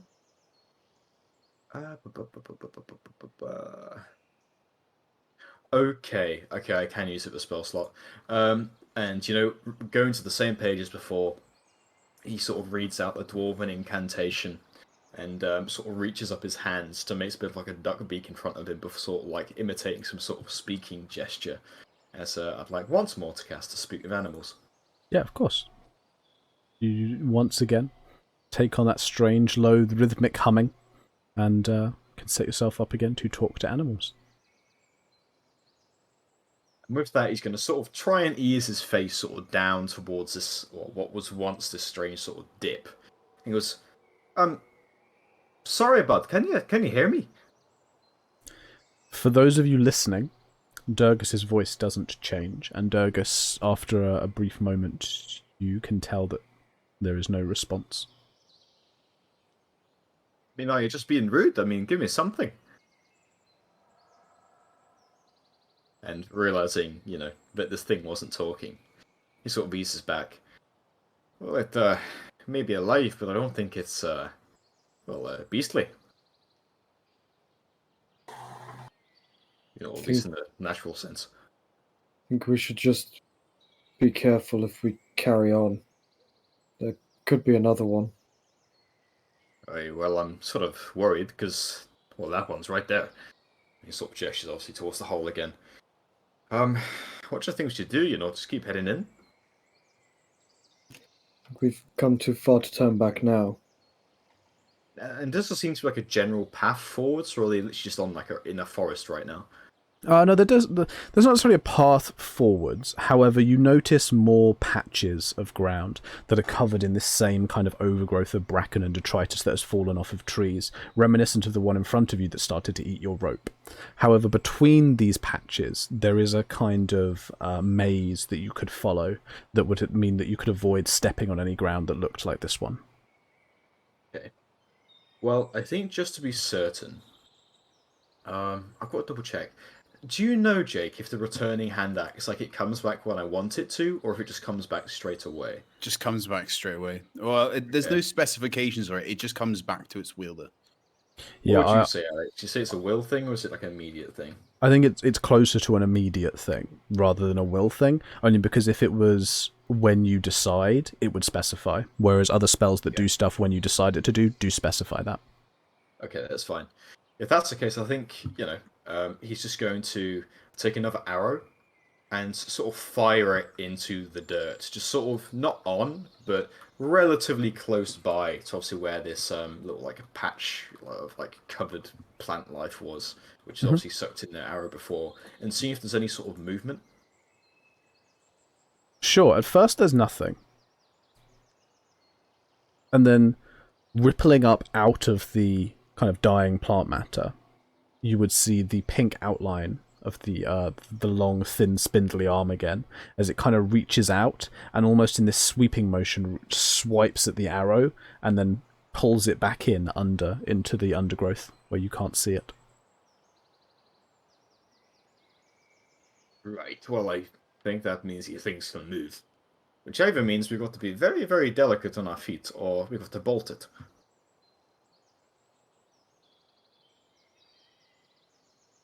I'm up for suggestions. Is it blocking our path, or? Well, I just mean these things can move. They just see that like he sort of lashed out and took it. Yeah. Anybody Couldn't we got any just- ideas? Couldn't we just go around it? Do we have to actually deal with this? I don't know if there is any going round it if it can move. Is it Well- following us? Here's a suggestion. You lot wrap your rope around me. I'll slowly walk forwards. If that thing comes after me, just pull me back. And as a reminder to the players, whilst this one in front of you, it's not all encompassing. It's not like the whole forest floor in front of you. There are lots of them. So there are pathways around them, but they are small pathways. Geronimo is noticing the size of the creature now that he's kind of seen it more up close, I guess, with the demonstration that Durgus did. Geronimo is going to try. Geronimo's going to try and get an understanding of the way that it's built in terms of size. And would you be able to kind of get a vague estimate of that sort of like general size and stuff like that? The patches range from about 15 feet across up to about 40 feet across. They're kind of different sizes. They're not, as I said, they're not gargantuan. We're not talking seas of these things, but they are certainly larger than you are, and they're quite large. And as I said, they are kind of splotched around this direction in front of you, with little kind of sections that aren't covered in the bracken and undergrowth between them, almost like a maze. Geronimo kind of looks at them and goes, "Don't you think we should just avoid the bracken, sort of the kind of older leaves, and maybe go through those small little pathways that are there?"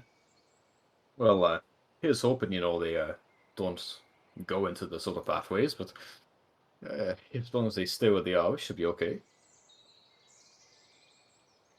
And, sort of the,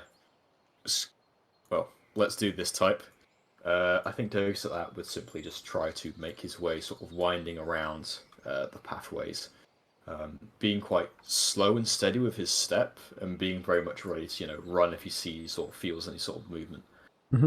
Okay.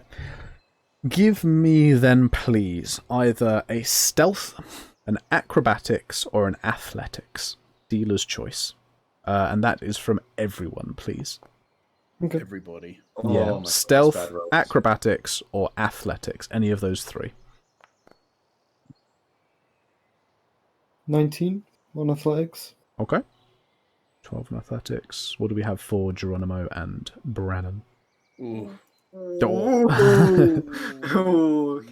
That one. Okay. That's bad. And Brannon? Might be dying right now. He's Brandon's dead. BRB. He's already been. Oh, eaten did he by- BRB? Yeah. He's gone when you set off and you'd never noticed. That's fine. I can roll for him. Let's see what his best stats are. None of the ones I said. Oh no, his stealth's not bad. But he rolled very poorly. But his stealth pulled up. Okay. So we have a 12 for athletics for Durgus, a 19 for athletics for Barrand, a 3 for stealth for Geronimo, and an 11 for stealth for Brannon. You set yourselves off, moving still with the rope around you as Durgus instructed, since I didn't hear anyone say they weren't going to do that.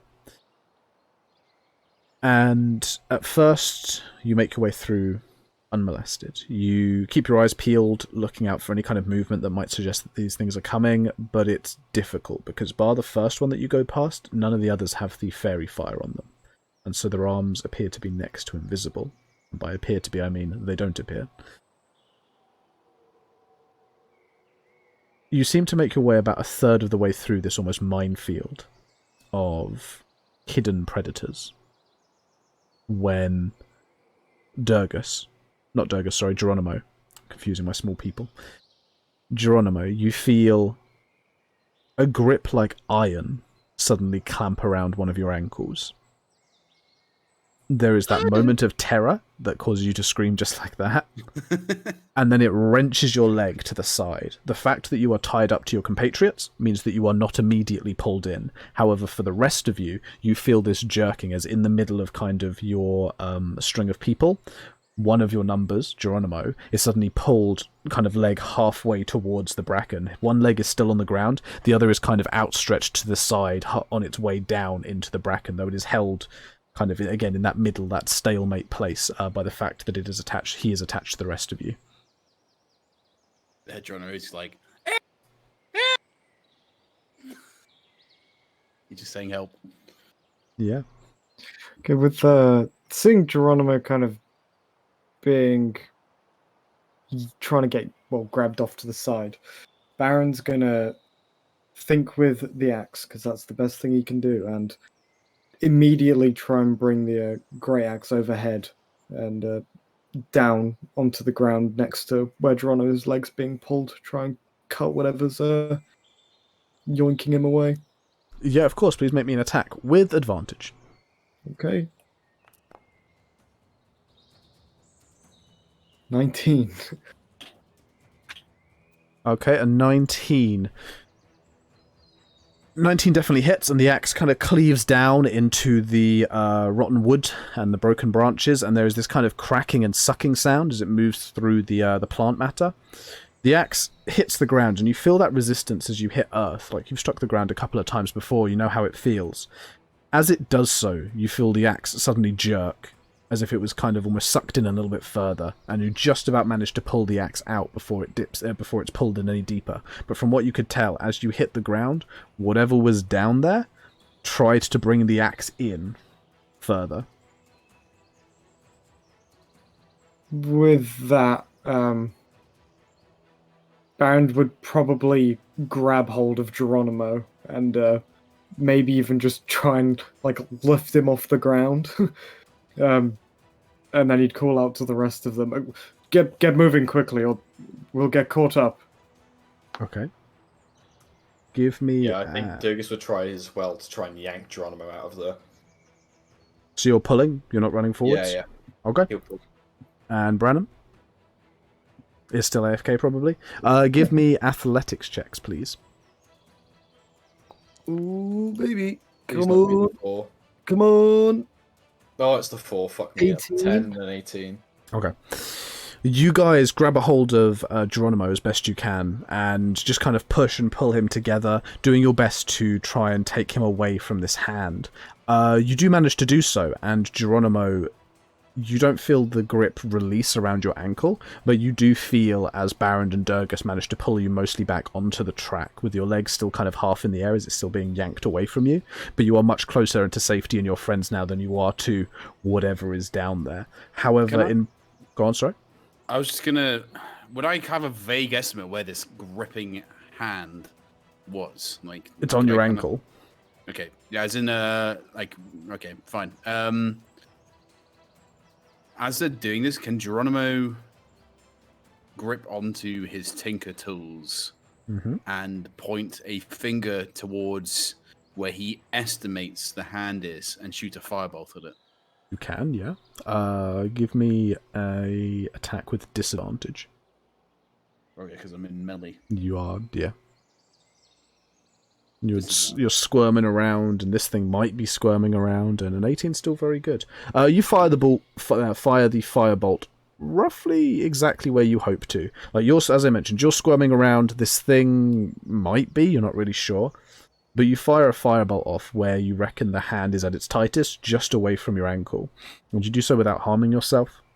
The firebolt passes into the space, and as opposed to the kind of, I suppose, swing of the kick from Durgus, which passed all the way through this thing, the firebolt instead hits the air, appears to ripple outwards, as if around something, and then vanishes. It clearly hit something magical, but what effect it had, you can't really tell. As you are wrestled over by Baron and Durgus, however, because of this kind of extra step taken to ensure your safety, you guys are very slow getting forwards and away from this danger. I would like dexterity saving throws from everyone, please. And Geronimo, you don't need to make one. Okay. Oh, no. 19. actually, fuck me. I wasted all my good rolls early on. Okay. There is some more scuffling as you guys continue to try and drive your way forwards, but as I mentioned, you are slowed down. Baron, you managed to kind of keep your feet moving quickly, doing your best to avoid any kind of invisible sweeping that might be coming your way. Durgus, however, you are more encumbered by the form of Geronimo, who is much closer to your stature and therefore just a little bit more uncomfortable to kind of handle. And eventually you also feel as this kind of vice-like grip settles around your wrist, the one that's holding on to Geronimo, and tries to yank you to the side. I need athletics checks from everybody. Durgus and Geronimo, you are at disadvantage. However, I will also roll for Brannon. Can I do acrobatics? No, this is more a strength-based thing, rather than any kind of balance. I'm 17. I got a 13. I'm Oh, 4. Brannon got that one. Which is, Oh, which is a 0 for him. We're gonna get eaten. Eaten. You got 17 with disadvantage, 13 and a 4. 0. Okay. Okay, you guys are brought to a standstill. You cannot advance as you just work tirelessly to avoid having your compatriots pulled outwards into any of these patches. You are managing to keep everything together. This is mostly conducted by Baron and Durgus, whose muscles are straining and coiled, the veins popping in their arms and their legs, as you desperately work as a team, partly in thanks to the rope, to just keep yourselves relatively together on the track between a number of these patches of the kind of marshy bracken stuff. What do you want to do? How do we want to respond? How are we going to get out of this? I think Durgus, at this, I don't know how well this will work, but obviously, does he feel the pressure around his wrist still? As his things. It's definitely that. It's like this kind of iron-like grip. There's not a huge amount of pressure. It's not like trying to break your wrist. It's not kind of compressing down and squeezing the life out of your hand or something. But it's very much present. You can feel it, and it won't let go. Okay, now this is going to be interesting to see if this works. I've just got to find a translation real quick. You know, that works. And people would hear as Durgus goes to quickly grab his axe, his returning one to be specific, and sort of cries out, "Grotskor!" as he goes to try and whack at this thing. As I'd like to try and use an ensnaring strike, the one which summons vines and stuff.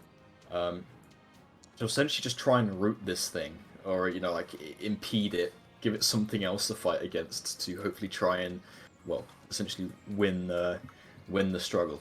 Okay. So you need to make an attack roll first. You can have advantage. Okay.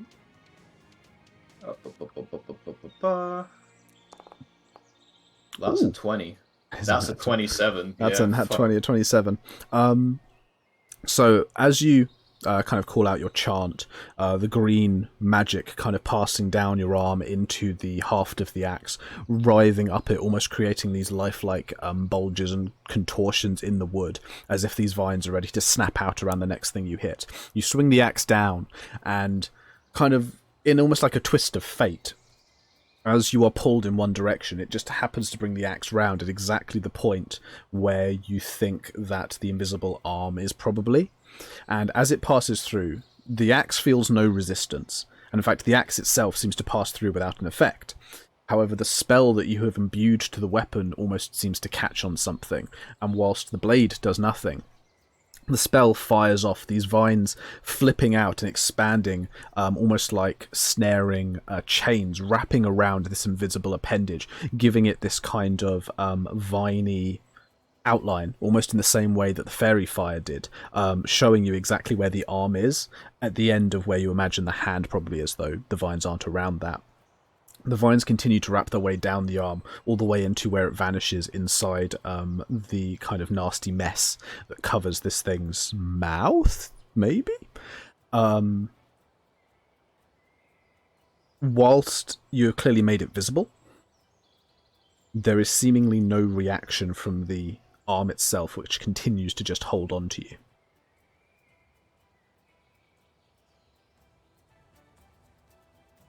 Fuck, man. I'm all physical. I can't do much else of this. Yeah. Can Geronimo deploy tank into his hands whilst he's being gripped? You can, yeah. And he's going to deploy him in flamethrower Ooh. side. And he's going to instruct tank to aim for the area where he saw the firebolt hit into. Okay. So Tank appears in your hand, shimmies himself slightly. The end has turned from the double barrel kind of rifle that you've seen before, and instead the end has kind of expanded slightly, almost popped out as if venting heat. There is a little click, that kind of sound of someone flicking a lighter, and then spewing forwards from Tank there is this cone of flame which is going to surround your leg, because that's where the firebolt kind of hit. Around my leg? Well, yeah, like the thing is wrapped around your leg, so if you're aiming for where the firebolt hit, the middle of that, this thing has a 15-foot cone. Yeah, okay. I thought it was like a little bit further on. I kind of meant the bit past his leg. Are you aiming more down towards where the arm is coming from? Because where it's latched onto you, it's going to burn your leg. Yeah. Geronimo would have the intelligence not to try and burn his leg. Okay. To go for a bit further on. Okay. So instead, aiming down towards where the arm is more emerging from, you fire off the flamethrower. You can clearly see where the flames kind of pass around and interact with this invisible creature, creating this strange kind of fiery pattern effect across the arm. The grip doesn't lessen until the flames reach the actual patch of like bracken and plant life itself. It catches light slowly at first, only embering and smoking, but with the kind of intensity of the heat and the wide range of it, eventually the bracken begins to catch light much more strongly, and larger fires begin to burn. Almost as if recoiling, the grip on your leg suddenly releases completely. Inside the last of the flames, you can see the arm whipping back slightly. Then the flames dissipate and you can't see where the arm is. But seemingly setting fire to this thing has caused it to release you. Oh, awesome. Geronimo would kind of feel his leg, or ankle rather, less, and go, the flames, they do something. And then, anybody else being grabbed? He'd call out. Baron not being grabbed would kind of just be stood there and trying to find maybe an opportune moment to swing the axe once again. I'm fine, but it might have Durgus. Captain? Is Durgus released as well, or is he still held? No, by... Durgus appeared to have been grabbed by a different patch. Oh, shit ass, okay. So you have not been released, no. You can still see the vines wrapped around the arm that seems to have been clutching at your wrist. Okay. If that's the case, I think he's going to try and... Fuck. He's going to sort of turn around, sort of peering towards Geronimo. No, I'm still bloody. Could you do the same thing over here, please? Yeah, absolutely. And now not held down. He's going to try and pull himself a little bit away from Dogus's and Baron's grip, so he can angle himself, and he's going to fire off another 15-foot cone tank flamethrower held in his hand towards the kind of bracken bit area, the kind of actual body, as it were, of the thing is visible, isn't it, because of the ensnaring strike. I mean, there's not really a body to this thing, but you can clearly see that it's coming from another patch of this undergrowth. Yes, he would aim for the patch of the undergrowth. Again, almost repeat. Again, it takes a minute for this stuff to catch light. It is kind of damp, but with the intensity of the flamethrower and the short burst of the fuel over the surface, patches of this flame begins to catch as well. And because of the ensnaring strike, you can see as the arm whips back and then kind of pulls itself quickly into the undergrowth and the bracken, which begins to burn more fiercely as Tank finishes unleashing another load of flames. Leaving you all unchained by invisible hands. I think with that, Dogus is going to try and just bolt away, following, of course, the path. Trying his best, essentially not get caught again. Let's get out of here. Yeah, Doodle. please everyone give me athletics or acrobatics. And you can have advantage. Ooh. Good. Thank God for the 21. 21. Mature. Yeah, so mature. 19. 19, Thank and God. we will roll Brannon again, who is going to make probably an acrobatics. Yeah, an acrobatics. And just as well for that advantage, he gets an 18. So, as a group, you continue forward as quickly as you can, moving with as much speed and pace as your legs will carry you. You still weave around these patches of bracken, doing your best to avoid any kind of sweeping hands.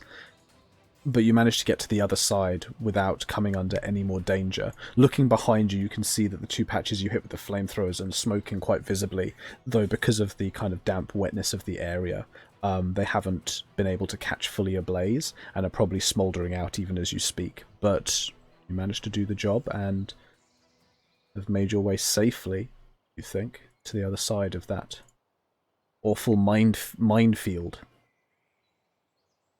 And I think this is where we're going to take our second break. So we'll take another 10 minutes here. We'll I say 10 minutes, it'll end up being an hour and a half or something. But we should go to the toilet, we should grab some snacks, we should grab some drinks, and then we shall come back for our last installment and see what lies perhaps at the center of this forest. Ooh. Okay, so we shall be back.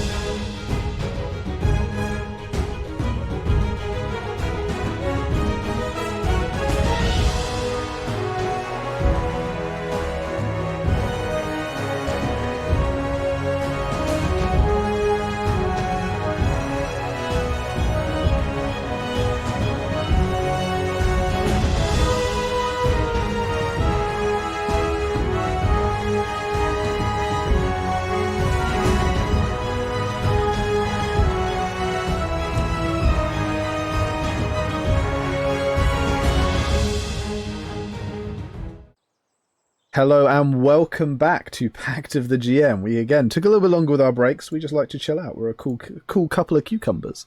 But we shall return precisely where we left off, with the party having made their way through this strange patch of ground consumers. Yeah, with invisible arms that had tried to pull them in and eat them. They now find themselves at the center of this idyllic forest. The kind of fear and anxiety, the rush of adrenaline from before being instantly alleviated by the return to serenity. At this point, they seem to have arrived almost in the eye of the storm, within this center where there is just peace reigning. A small grove with a willow at the center, ringed with holly trees, sits in the center of this forest. Around the foliage, there are a number of stone figures which sit statuesque and all stare towards this odd glowing light that seems to be coming from behind the boughs of the willow up against its trunk.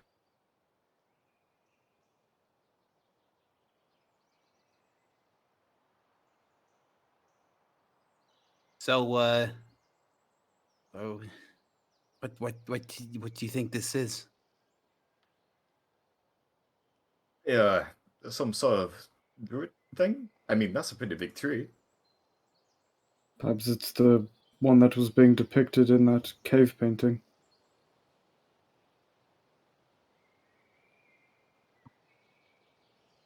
Hey, well, and he sort of approached and squints his eyes, trying to see if he can make out anyone sort of around it. You know, maybe people sort of hiding in the foliage nearby, that sort of thing. Certainly no people out there. As I mentioned, there are statues. The statues appear to be an assortment of different creatures. There are some bears, there are some wolves, there's a couple of boars, there looks to be some giant toads, a mixture of different forest creatures, all statues of them, all kind of like as if mid-walking, and all staring towards this glowing point which seems to be on the trunk of the willow, which is covered by the swaying branches. I think Baron's gonna go and take a closer look at some of the statues. Do they seem to have any kind of, say, carvings or plaques similar to the stone that they saw earlier? A couple of them do. They have some very similar plaques. In fact, the wolf specifically has a matching plaque to the one you saw earlier with the name of Wolf in Natara's kind of language. The others also have similar plaques. Would Natara be able to translate the other plaques? Yeah, each one basically has its name on the plaque. So the giant toad has toad, the bears have bear, so on and so forth. So, this must have been the place that the person left to, right? You got to be around here somewhere. It seems, natural enough. Just God bloody find them. Sure, do you know what these plaques say? Yeah, the goggles just said that they mean exactly what they look like. So the toad means toad, and the wolf means wolf, and the boar means boar, and the bear means bear. You get what I mean? Hey, well, he sort of goes up towards the one which obviously had wolf, like a wolf sort of depiction on it, and sort of goes around and gives it a bit of a poke and seeing if there is anything like which implies it can be interacted with. It looks like a stone statue, life size, of a wolf with the tag kind of on its rump. Right. Budge. Well,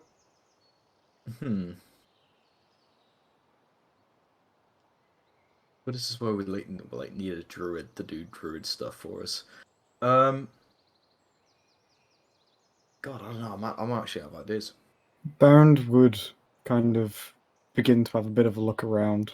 We were told to find druids. Well, the note found on the body said to find druids, and if there's going to be any survivors or any left over, I think this is the place. He'd take another look around before just calling out, "Hello, Is there anyone there?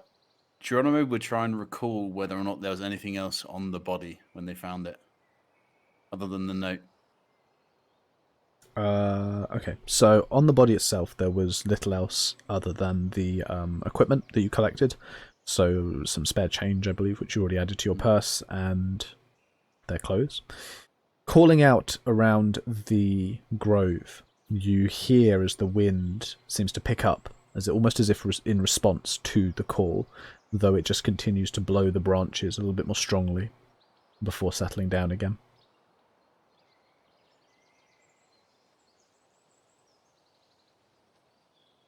Seems something might be here, but Durgus would reach into his pack and pull forwards the blade which he had found.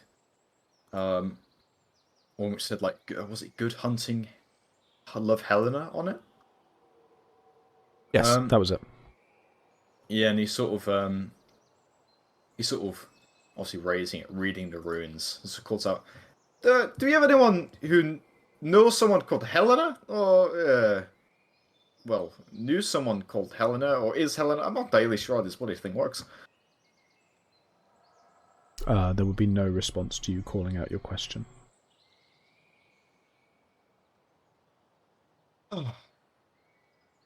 Oh, you know how they like to like trees, right? I mean, if we were to try and burn it, maybe that could get their attention. I don't think taking on such an aggressive point of view is going to help, Captain. We want to be friends, don't we? Ain't that what the headsman did? He went and burned the trees. We do the same, and we just like him. I guess, but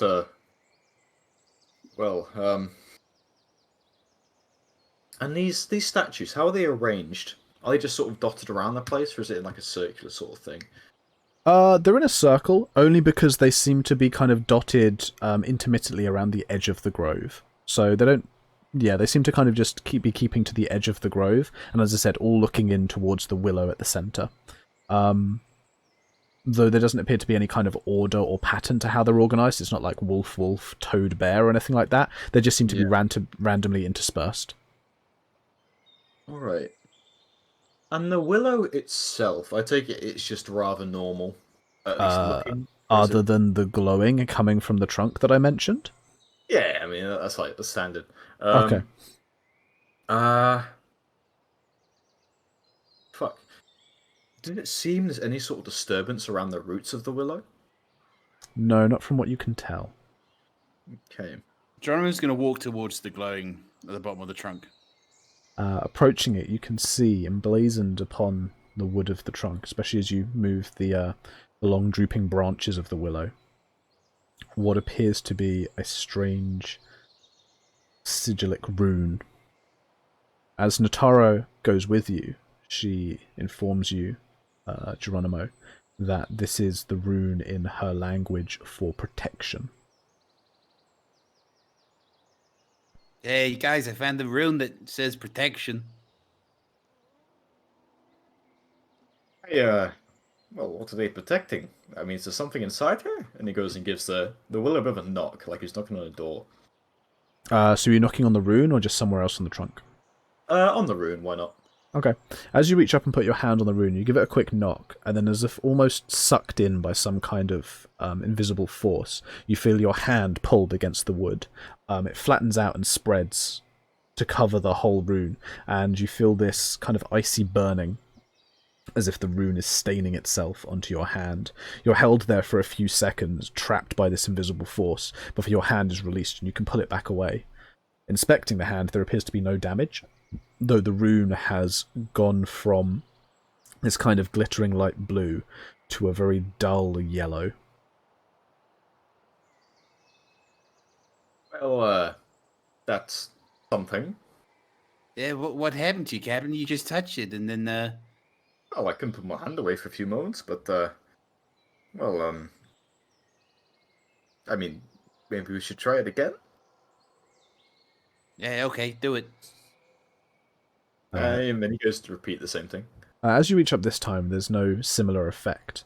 You kind of wipe your hand across it, press it down, nothing happens. After a few more moments of just staring at the rune, it again flickers, and it returns this time to a much brighter colour, though rather than being blue, it goes to a bright white, almost burning in the eyes, before you begin to feel the ground move and shift, and slowly but surely at the base of the trunk, the earth begins to bubble and boil, almost in the same way that the earth had done under the roots that you saw some time ago. They rumble and grind as the trunk almost seems to part, not splitting, but rather as if just growing outwards and larger, until eventually it seems to form this natural hollow underneath itself, allowing you a small tunnel to go down if you so choose. No, I think we'll just stand here for the rest of the adventure, Alex. This is D&D. You are welcome to take that option if you so like, and I promise you I will find something for you to do. Well, Baron's gonna take a step towards the hollow that has opened up before them. Okay. It appears to be a kind of... You might have to kneel down to properly get into it, but it appears to be some kind of entranceway down into a tunnel under the tree. It kind of twists and winds, so you can't see very far, but you can pick out faintly the sort of soft glow of some kind of luminescence down there. There's some kind of source of light. What you see there, Captain? Well, I don't see a whole lot, but then he sort of obviously bundles down besides Baron. Obviously seeing this light. I think, well, we found the source of the glowing, and he tries to squint and obviously see if he can sort of make out what this is, or is it like quite a way away?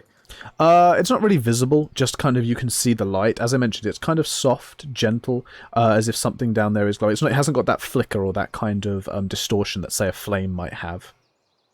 Okay, I think he just tried to work his way towards it. Okay. Sort of bundling down as he's small and all that. Okay, anyone else going, or is it just Durgus? I think a Baron would follow behind. Okay, and Geronimo, you staying up there or going down with them? No, Geronimo's going to go down with. Okay, in which case I can drag you three the battle board. Oh, Wait. Fuck me. it's fine. They're gonna be friendly. I can't see. If I just... you should be able to see a couple of things, but you won't be able to see directly around you. As I go for the battle board for these guys who are watching. There we go. Well, do you Where's have Brandon and Taro? We shall assume they're staying above ground to keep watch on the statues. Okay, that's reassuring because hopefully it means there's no combat. That was a horribly ominous cackle. Durgus, I think, obviously making his way down. He's going to sort of peer over towards Baron. Can you see very well? It's quite dark out here.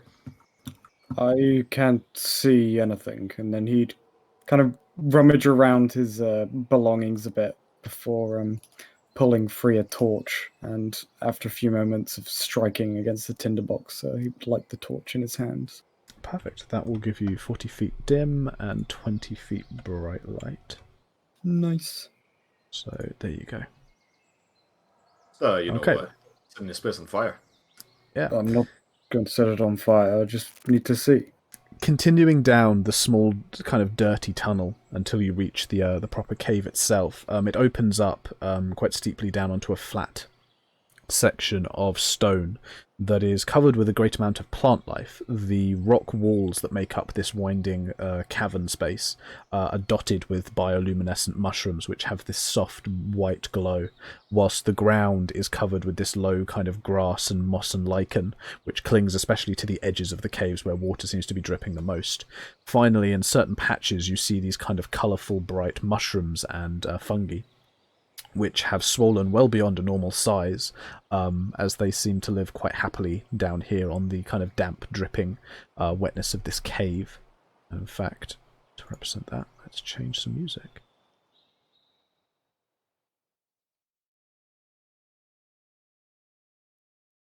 Ooh. as we go to this one.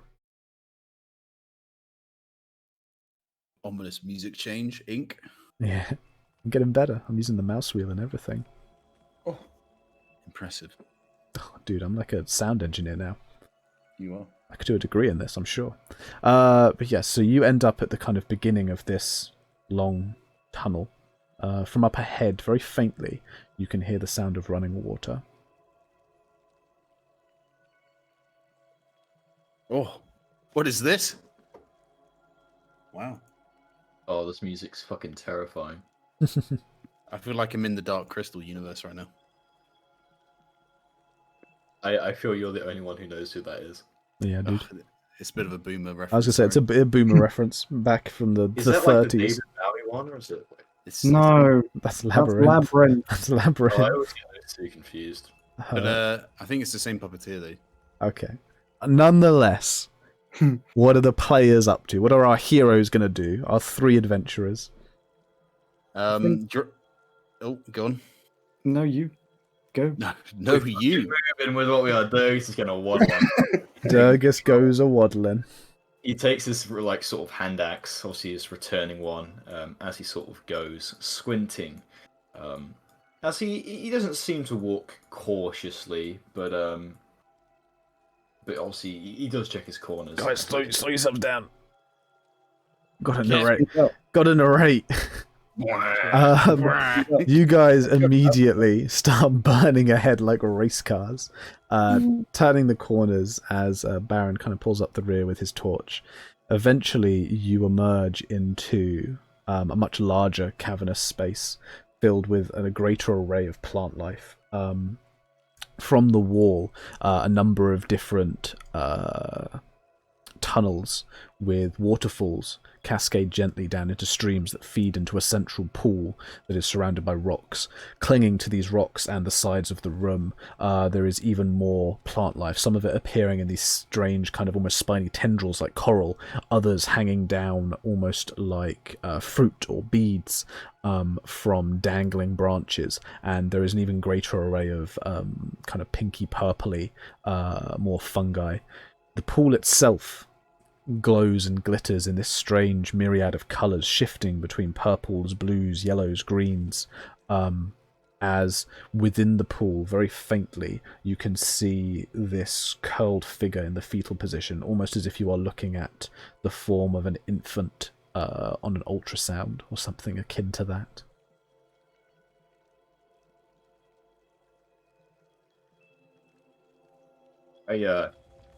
I don't think that's how babies are usually, made.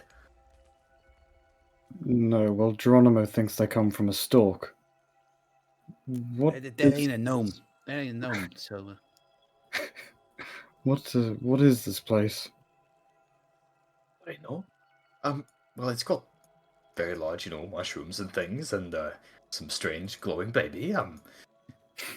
I feel this is the sort of thing we're gonna have to end up adopting it or something. I hope not. I'm not really prepared to be a father.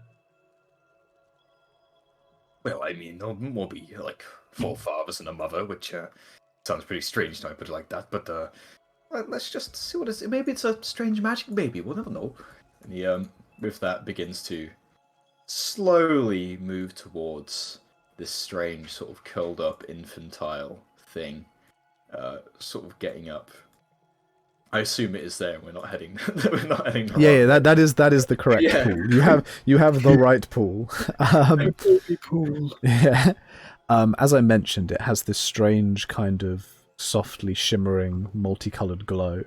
As you step closer, the silhouette takes a greater form, not so small as to be an infant or a baby, more childlike, but curled up in that fetal position. The silhouette sits there quite still, almost as if like a clone in a birthing tank. Getting to the edge of the water, the light intensifies slightly and begins to swirl ever so gently, as if creating a gentle whirlpool. And up from the water, a figure would rise. Slightly feminine, though indiscernible as to being any particular race. It has arms extended out to the side as it rises, though the arms come together across its chest as it seems to reach its full height, which is about 7 or so feet. It looks down at you, and you can just make out the kind of indentations to suggest facial features, though it doesn't form any kind of eyes or nose or anything like that. There's just a kind of sculpt of where those features would be, as if it's taking a form that would be appropriate to what you expect.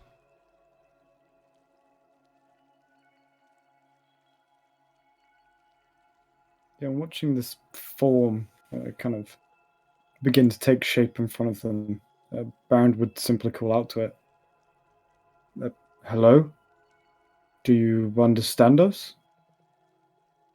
There is a brief pause as where the mouth of this thing would be shifts and moves as if it's trying to speak, but it can't find the words, and there is no mouth developed to produce them. However, a moment later, it moves again, and this time instead you hear, in fairly well-spoken common, "Greetings. I am the Guardian. What brings you to my grove?" What are you the guardian of? "The forest." Oh, neat. I'm Geronimo. I'm the guardian of the wheelhouse. "The wheelhouse? Yeah. I do not know this place." Oh, it's a wonderful place. It's filled with the great smells, the great people, and lots to eat. It's like a sort of unnatural watering hole. Sorry, Geronimo, we're talking to some sort of strange demi-goddess thing. Look, to be quite blunt, we found a rather large tree which had been burnt down by some cultist types. Now, they aren't exactly our friends, and we're sort of looking to, and he sort of reaches his finger up and does a bit of a motion across his neck. We heard, we saw that they were attacking some druid folks, and we followed them back here, and, do you exactly know where they are, or, could you help us or anything along those lines? The spirit is quiet for a moment, as if comprehending what you're saying, before it responds. "I felt the loss of the one tree. It aches dully within my body." The head tilts back as if to look up, perhaps at where the trunk of the tree above is. "From what I understand, one did escape the slaughter. A child, now under my guardianship." And as she says that, the figure turns to look over the shoulder, back towards the silhouette of the child currently resting within the pool.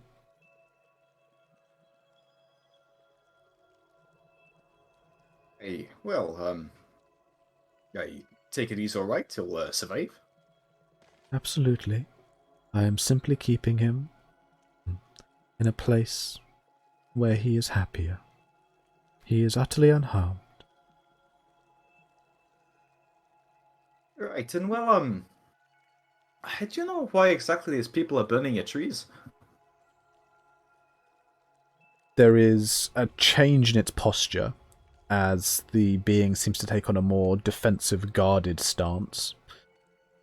"I cannot possibly comment on what drives such malice and ignorance. I am not, as you put it, a demi-goddess. I hold no divine power. I am merely a guardian, here, of this natural magic." Hey, he sort of peers around. I don't know how this works, but really get a sense that it's sort of similar to the magic he uses at times. I don't know, like, The power is similar. The power is similar. It is not in quite the same way you draw upon it. This is clearly a place where power comes from life, and that is at the essence where yours comes from too. However, yours comes from the energy, the excitement of life. It comes from the thrill of the hunt. It comes from being close to death. It comes from the exhilaration of surviving long odds. It comes from that kind of natural aspiration to survive and to thrive. That's where your magic comes from. It's still naturally occurring, but it's kind of that edge of the living sword. The other edge, which is this one, is a far deeper, not necessarily older, but far slower magic. It is incremental. It is ever-present. It grows from the simple accumulation of growing life and eons of time and that wellspring of experience and things like that. So whilst you feel that this has a similarity, this is not exactly the same as your magic. Hey, well, it's I recognize something regarding it. I'm a bit of a woodsman myself, but that's besides. I mean, does the name Ulcraw mean anything to you? At the mention of Ulcraw, there is a dimming of all of the light in the room. The creature seems to shrink almost, her body as if reduced by the mentioning of the name. This passes for a few moments before she returns to her full stature. The light regains its intensity, dull as that was. That is a name older than the earth, older than I, older than the power that fills this room.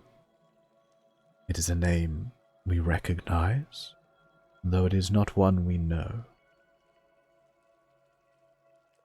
Well, we think the cultist fellas who are, well, burning your trees, well, they're trying to summon him or something. That would be most devastating. How bad we're talking? Like end of the world sort of devastating, or just a continent? The destruction of the very fabric of reality as we understand it. Right. Well, that's pretty big then. Do you happen to know anything we could use to help these, or well, stop them? I mean, I don't really know what you're capable of, but some sort of blessing, even just information on where they're being held. I mean, do you just protect this grove, or are you sort of like linked over the continent? My power stretches as far as this growth, nurtured as it was by the people of Shade. Oh, and he sort of peers back and points towards Natara. Who's hey, not we've there? got one of them. Fuck, she's above not ground, there, so I don't have to okay, roleplay. You can say that she's above ground. That's fine. She's just not there, so I don't have to roleplay her. Yeah. Hey, well, we've got one of their members with us, though I don't think she knows much about this part of, well, your grove or anything. I sense the presence of one above, though she was not one of the few who worked here in the grove.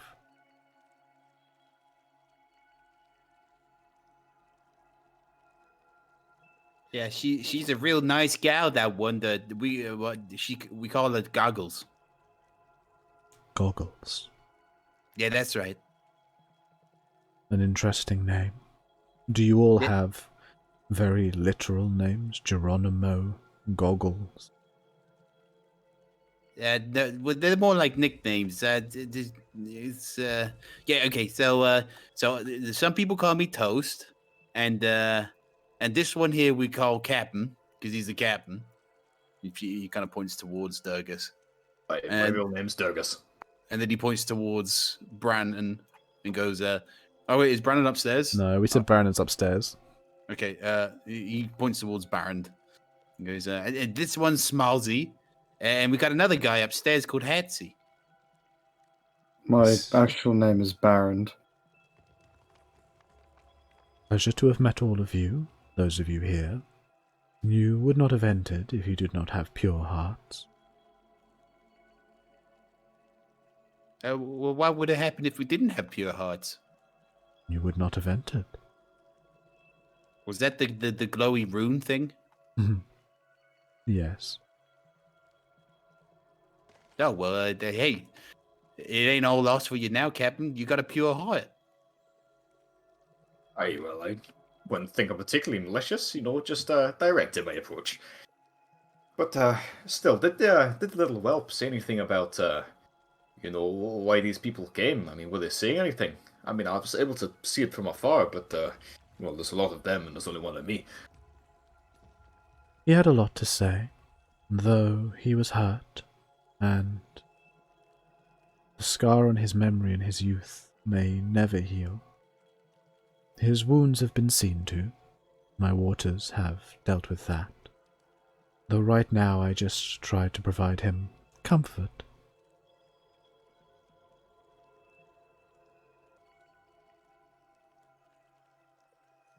Is there anything you could do to help us fight these cultists?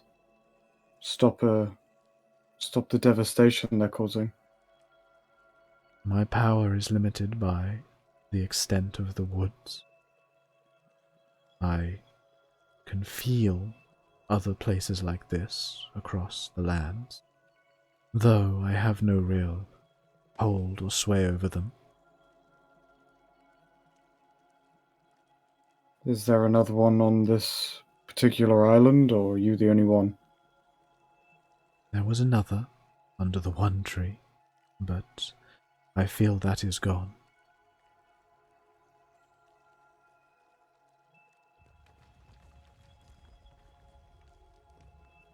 Is there any chance we can speak with the child?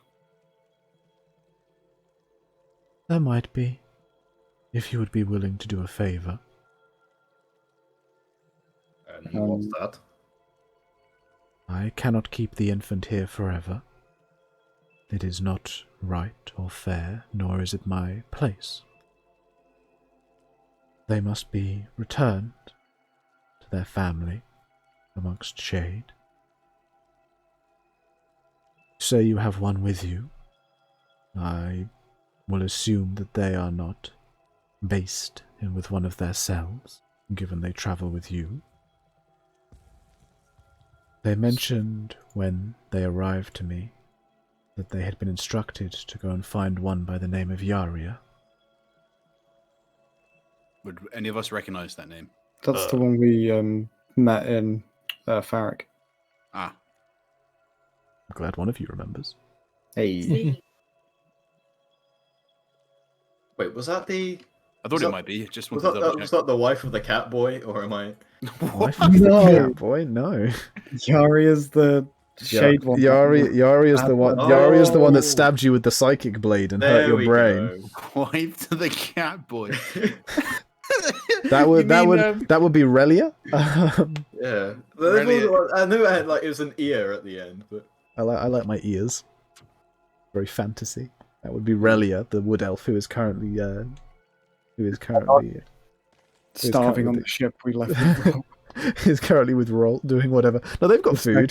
They've got food. They just might be under siege from debtors trying to collect your ship because you haven't got a captain's license. Yeah, maybe.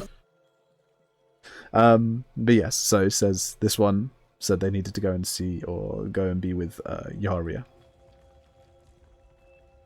Well, we've met Yaria. It's a friend of Natara's, the one above ground. I believe she's in Farrick. If you would be willing to bring the child to Yaria, then I would be willing to release them into your care. Baron kind of looks to the other two. Yeah, that seems fair to me. We can definitely protect them. There is a silence for a moment, as if waiting for Durgus to reply. he sort of peers around and goes, exactly, I mean, what race is he? Does he eat anything funny? The face seems to take on a kind of scrunched up look, as if it's scowling, though it's difficult to tell. The child is of tiefling blood, if that matters. Oh, that's fine. I mean, that's not really, the father type. Good to know. If, however, you are willing to take the child, then I can release them. And for your service, I am willing to offer a boon. What's a boon? A gift. Oh, a gift. I love gifts. The figure would shrink slightly, becoming about 5.5 feet, before holding out one of its hands. From the hand, rising up, a kind of glob of the water would lift out of the whole form and begin to shimmer and sharpen, taking form and forming this blue teardrop-shaped crystal about the size of your thumb. Mm-hmm. Okay. Jorah's going to step forward and attempt to take it, or hold out his hand to see if she'd give it to him. Quite happily. You would be able to receive it. As it drops into your hand, it feels quite warm. And as you hold on to it, there is a strange, kind of soft feeling of protection, as if at any moment there's someone there to step in and help you. Huh. When you are in mortal danger, break this tear, and you will find your safety. Oh, neat. This is it's only got a one use limit, I guess. A faint kind of rippling chuckle emerges from the thing. Yes, you will be taking this far from my grove, I feel, and my power only stretches so far. Oh, well, that's very very kind of you. I hope we don't get into any mortal danger, but if we do, I'll be sure to break it. And he's gonna tuck it into his pocket. The creature bows its head before returning to its kind of usual size that it had taken before. Is there anything else? I'll check. Hey, Captain, Smallsy, anything else to add, or are we just gonna disappear now? Don't have anything else to add. I mean, you seem very trusting of us. I mean, not that we're going to do anything bad, but I mean, what exactly is the child? I mean, it's too, sort of small to be a druid. It's an infant. An acolyte, I assume, in training. I mean, how exactly do you get these things here? Are they born sort of within the circle? Do you have like an incest problem after a few years? I don't really understand how all sort of things work. I believe that would be a question best served for the members.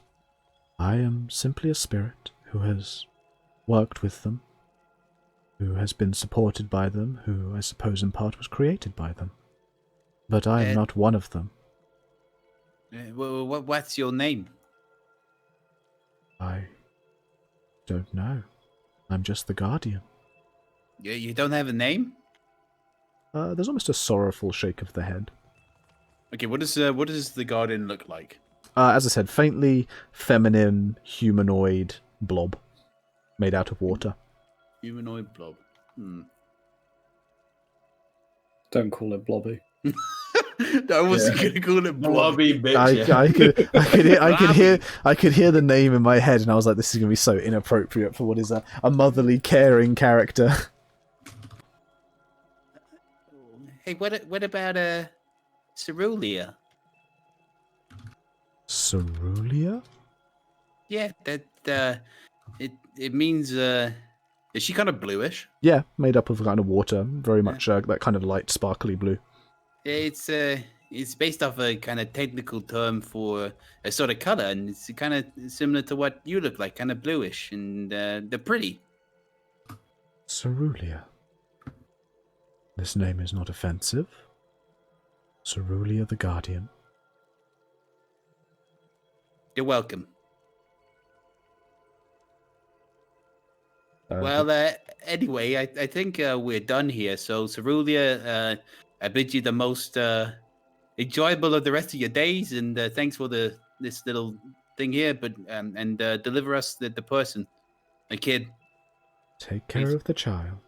And with that, the figure kind of cascades slowly down, landing onto the rock and then flowing quite obviously back into the pool. A moment later, the light intensifies ever so slightly before the silhouetted fetal figure begins to squirm, as if almost like having a nightmare. And then with this great splash and water spraying everywhere, The child sits up, kind of coughing, looking around. This fairly young tiefling with very light red skin, kind of running to pink, still smudged with kind of thick soot and ash, looks up at all of you with these big milky white eyes with very tiny black pupils. His hair is slicked fully back from the water as he kind of sits half submerged in the pool, just staring between all of you, very much wide-eyed and in shock. Geronimo's going to walk up to him, trying to like stay in eyesight because he's quite small. I don't know. Wait, is it? He's not on a platform, is it? He's sort of on the ground. He's in the pool, so he's actually lower down than you. Okay, well, Geronimo's going to walk up to him and go, hey, you right there, kid? Who are you? My name is, you can call me Toast. I'm a friend of, I almost said Yaria. What's her name? Fucking. Yaria? You mean the woman with the spinny swords in the air? Yeah, Wait, that was Yaria. Yeah, you said it right.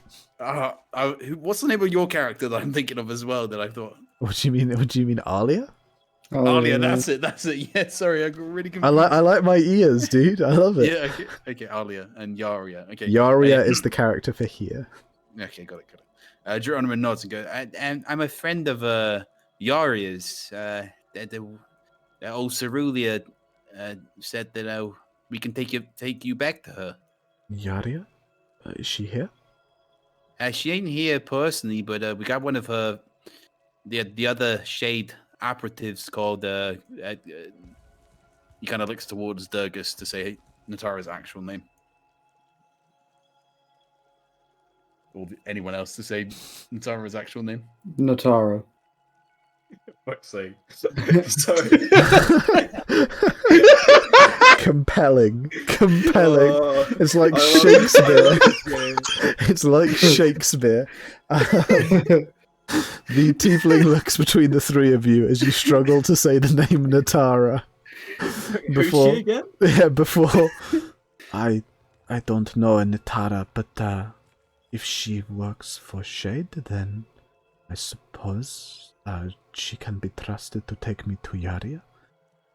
Yeah, you can trust all of us to take you there. We don't want to harm you.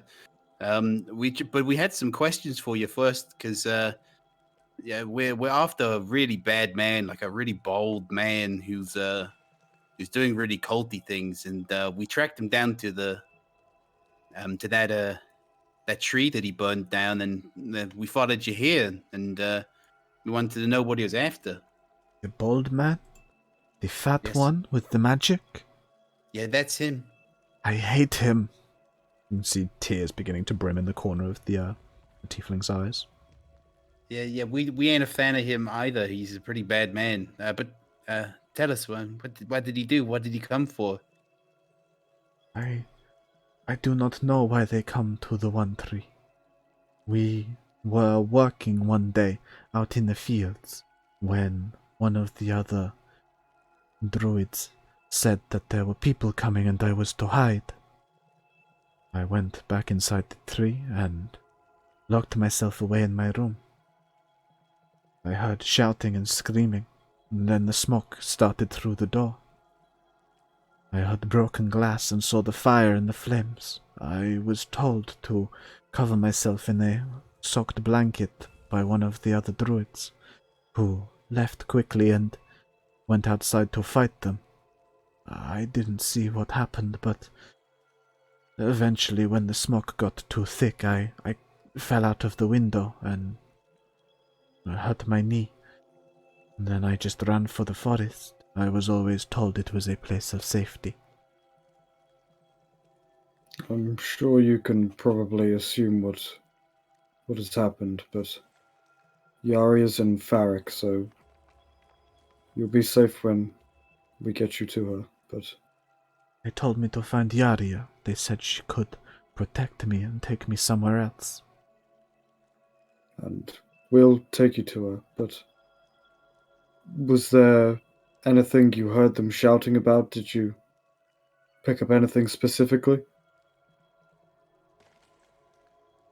They said to find all the druids to make sure they were still alive. Then they wanted to get to the boat.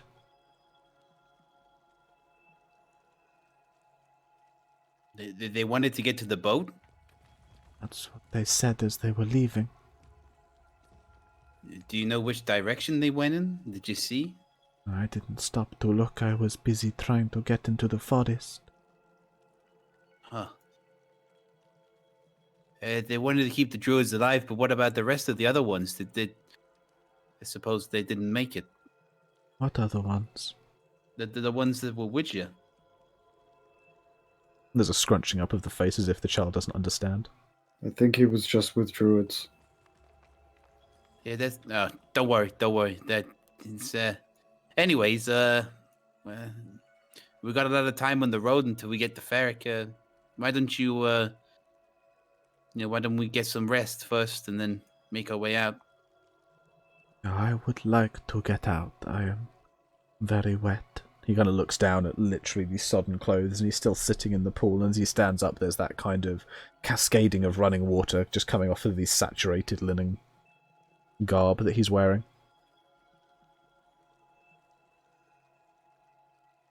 Yeah, I ain't got anything to warm you up, but, I got some ideas, but maybe not in the forest. Anyway, let's go. Come with us, kid. Well, wait, hold on. What's your name? Darkseas. Acthes? Darkseas. Taxis? Darkseas. Dotsies?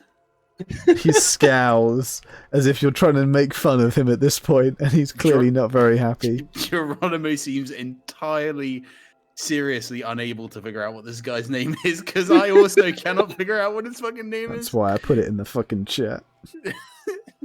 You racist. Because he has an accent. Darkseas. Okay, that's a good thing, because I actually thought it might have been that. Okay, the Darkseas? Yes. Is that it? Yes. Okay, yeah. Okay, come with us then. He kind of steps out of the pool, kind of half waddling, clearly very uncomfortable in his just bedraggled clothing and sodden outfit.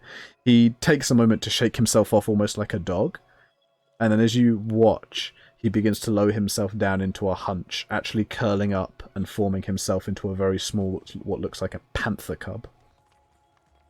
He's still soaked all the way through, but he shakes himself off again, and this seems to clear out more of the water as he begins to pad towards you. Hey, he turned into a little panther. I'm gonna call him Panthy. There is that kind of high whining growl sound that kittens make, but it's a little bit scarier coming from the mouth of a panther. But John's gonna back off and go, Oh, you don't like Panthy? Okay. Right, let's get above ground and see how it's looking outside. Okay. Turning and returning from the direction you came, Brannon, you and Natara hear the scuffling as from the dimly illuminated cavern at the base of this willow tree that was at the centre of the forest, you see the form of Durgus, Geronimo, and Baron begin to clamber their way out of this kind of small dirt hole. At their feet and just behind them, you see the small kind of panther cub come padding out as well, darting off to one side again to kind of like shake itself off and get some of the dirt that's clinging to its wet fur off of itself as it begins to lick at its arm and things like that. Once everyone has departed the small cavern, the tree actually shifts and groans again as the wood moves to recover up the I suppose, underhollow.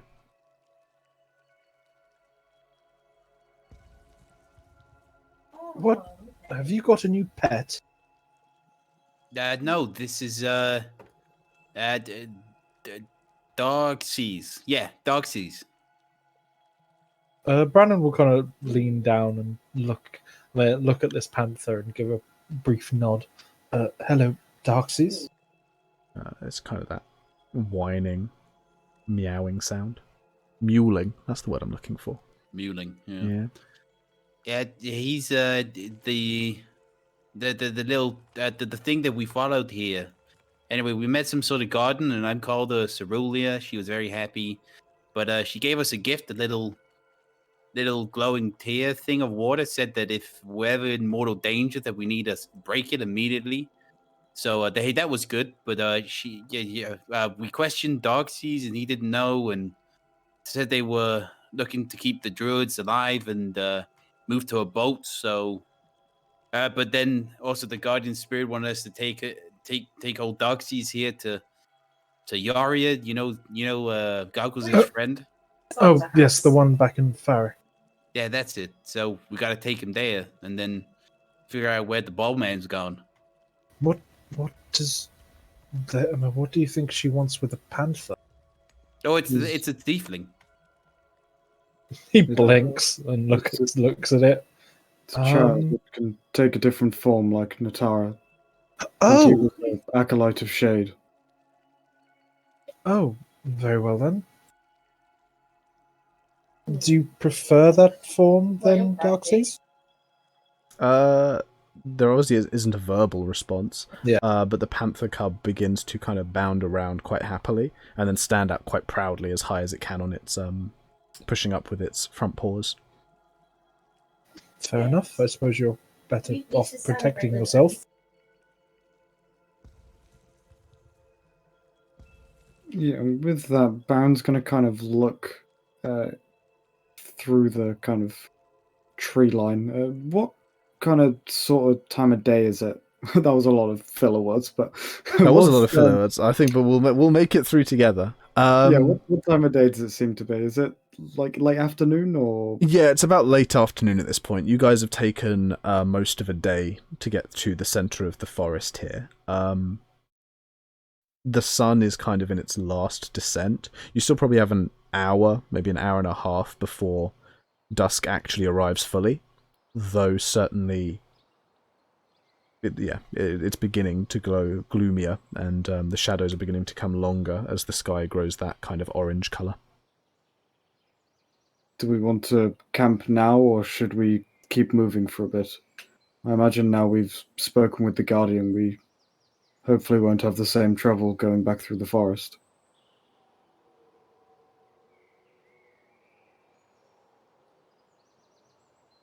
Do you think so? Because the chance it might be the same. Well, she was saying she controlled the forest, didn't she? She said the rune was protecting the road in. I mean, maybe it's the same. If we headed north, would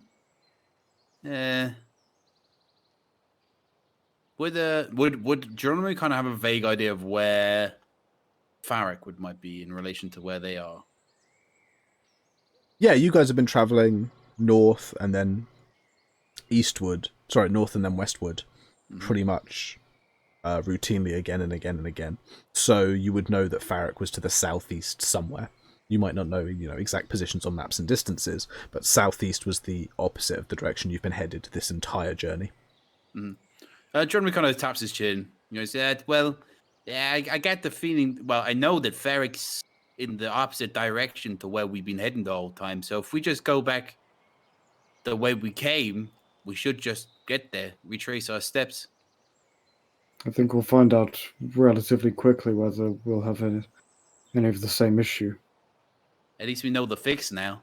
And he kind of opens his sort of like jacket a little bit to reveal Tank menacingly peering out from him. Let's get moving and make the most of the day, and we can camp somewhere once it's getting darker. Sounds like a plan. So you guys are just driving straight southeast out of the forest? I think so. I think so, yeah. Yeah. Okay. Please give me then nature or survival. For everyone. Yes, please. Nature or survival? I'll do nature. Ooh. Nat 20. Oh, Hell yeah. baby. Ooh, 19. 7. Oh, so at disadvantage anyway, so. It's fine, it's still a 7. Okay, so for a 22 for Baron, a 7 for Brannon, and a 19 for Geronimo, you guys begin to kind of just plow through the undergrowth, and the going is slow. Not following one of the kind of pre-cut tracks means that you really have to dig your own furrow here, and you are stopped regularly by the flora, which just grows out as if trying to stop you. Pfft, how dare they not account for people who just want to get to places quickly. The going is tough, and it's almost slightly embarrassing to see as the panther kind of leaps around you and moves with far more ease, likely because Darkseas has spent a lot of time in the forest, and additionally because just in panther form he is far more lithe and agile. By the time the sun is beginning to make its kind of setting, as dusk is settling in around you, you emerge at the foot of a broken tower, which is covered in these creeping vines. The tower itself has mostly collapsed on one side, and you can clearly see where floors and levels have fallen in to create a very rocky, craggy base with some cover from any rain there might be from above. Do you want to continue on through the night, or might you stop here? What do you feel like doing? I think maybe stop. Yeah, I think stopping is a good idea. Mm-hmm. Yeah. Okay. Oh wait, no, Brandon doesn't have his tent anymore. Oh no. Does he not? No, he sold it. Yeah. We need Leomund's tiny hut. Doesn't it have a ASAP. bedroll? I have a bedroll. Yeah, I have a bedroll. That's fine. That says Baron. Oh, it's nature, you know. Baron's like, have you got skin? Fantastic. You won't be. That'll protect you from the rain. That's what it's designed Yo, for. still like alive. That's enough. Still alive. In which case, settling down, Darkseas transforms back into his tiefling self once he's kind of gone out and gathered what appears to be some kind of dry branches and plant life, which he spreads out on the ground to create the basics of a bedroll. He settles himself down, huddles himself in, and waits to see if any of you make a fire before scooting over if one of you does. Dogus would. I imagine he knows Okay, how to make a fucking fire, so. Yeah. Back, by the way, sorry for that. Not a problem. The day finally comes to a close as dusk and then night settle around. You break open. Go on. Sorry, just before we start settling down for bed, could Brannon spend maybe an hour or so trying to get through that paperwork as they're heading back in the direction of Farrick? Yeah, I mean, everyone's gonna have to take like watches and stuff, right? So we may as well do it in that. Yeah. There will be time for Brannon to work on the paperwork. Feel free to give me an intelligence check. Just straight intelligence. Okay. Can Do I Geronimo need to help work him? on- Do I need to work on mine as well? Would you like to work on yours? Yeah, I mean, Durgus has to get around to it at some point. Yeah, okay. You can roll me an intelligence as well. If Geronimo is helping Brannon. Help Durgus! Help Durgus! I'll help me. Help me, Geronimo please. will help Durgus then. So you spell Durgus A-R-S-E. Daggerous. Got him. It sounds like, what's your name? It's just Captain. Durgus may have advantage for his intelligence check if he's getting help from Geronimo. Yeah, I am technically still at disadvantage, but hey ho. You are, yes. Oh Because you're shit, that's a exhausted. 2. That's a fucking 5. Okay. Oh, well, that's fine, because I'm gonna...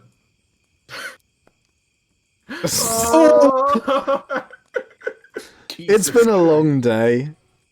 You've got a long way since you left Farrick, and you guys are pretty exhausted. The paperwork is there, and you begin to kind of work through some of the easier questions, but a lot of the other questions start to just kind of wind up being just too much for your sleep-deprived brains.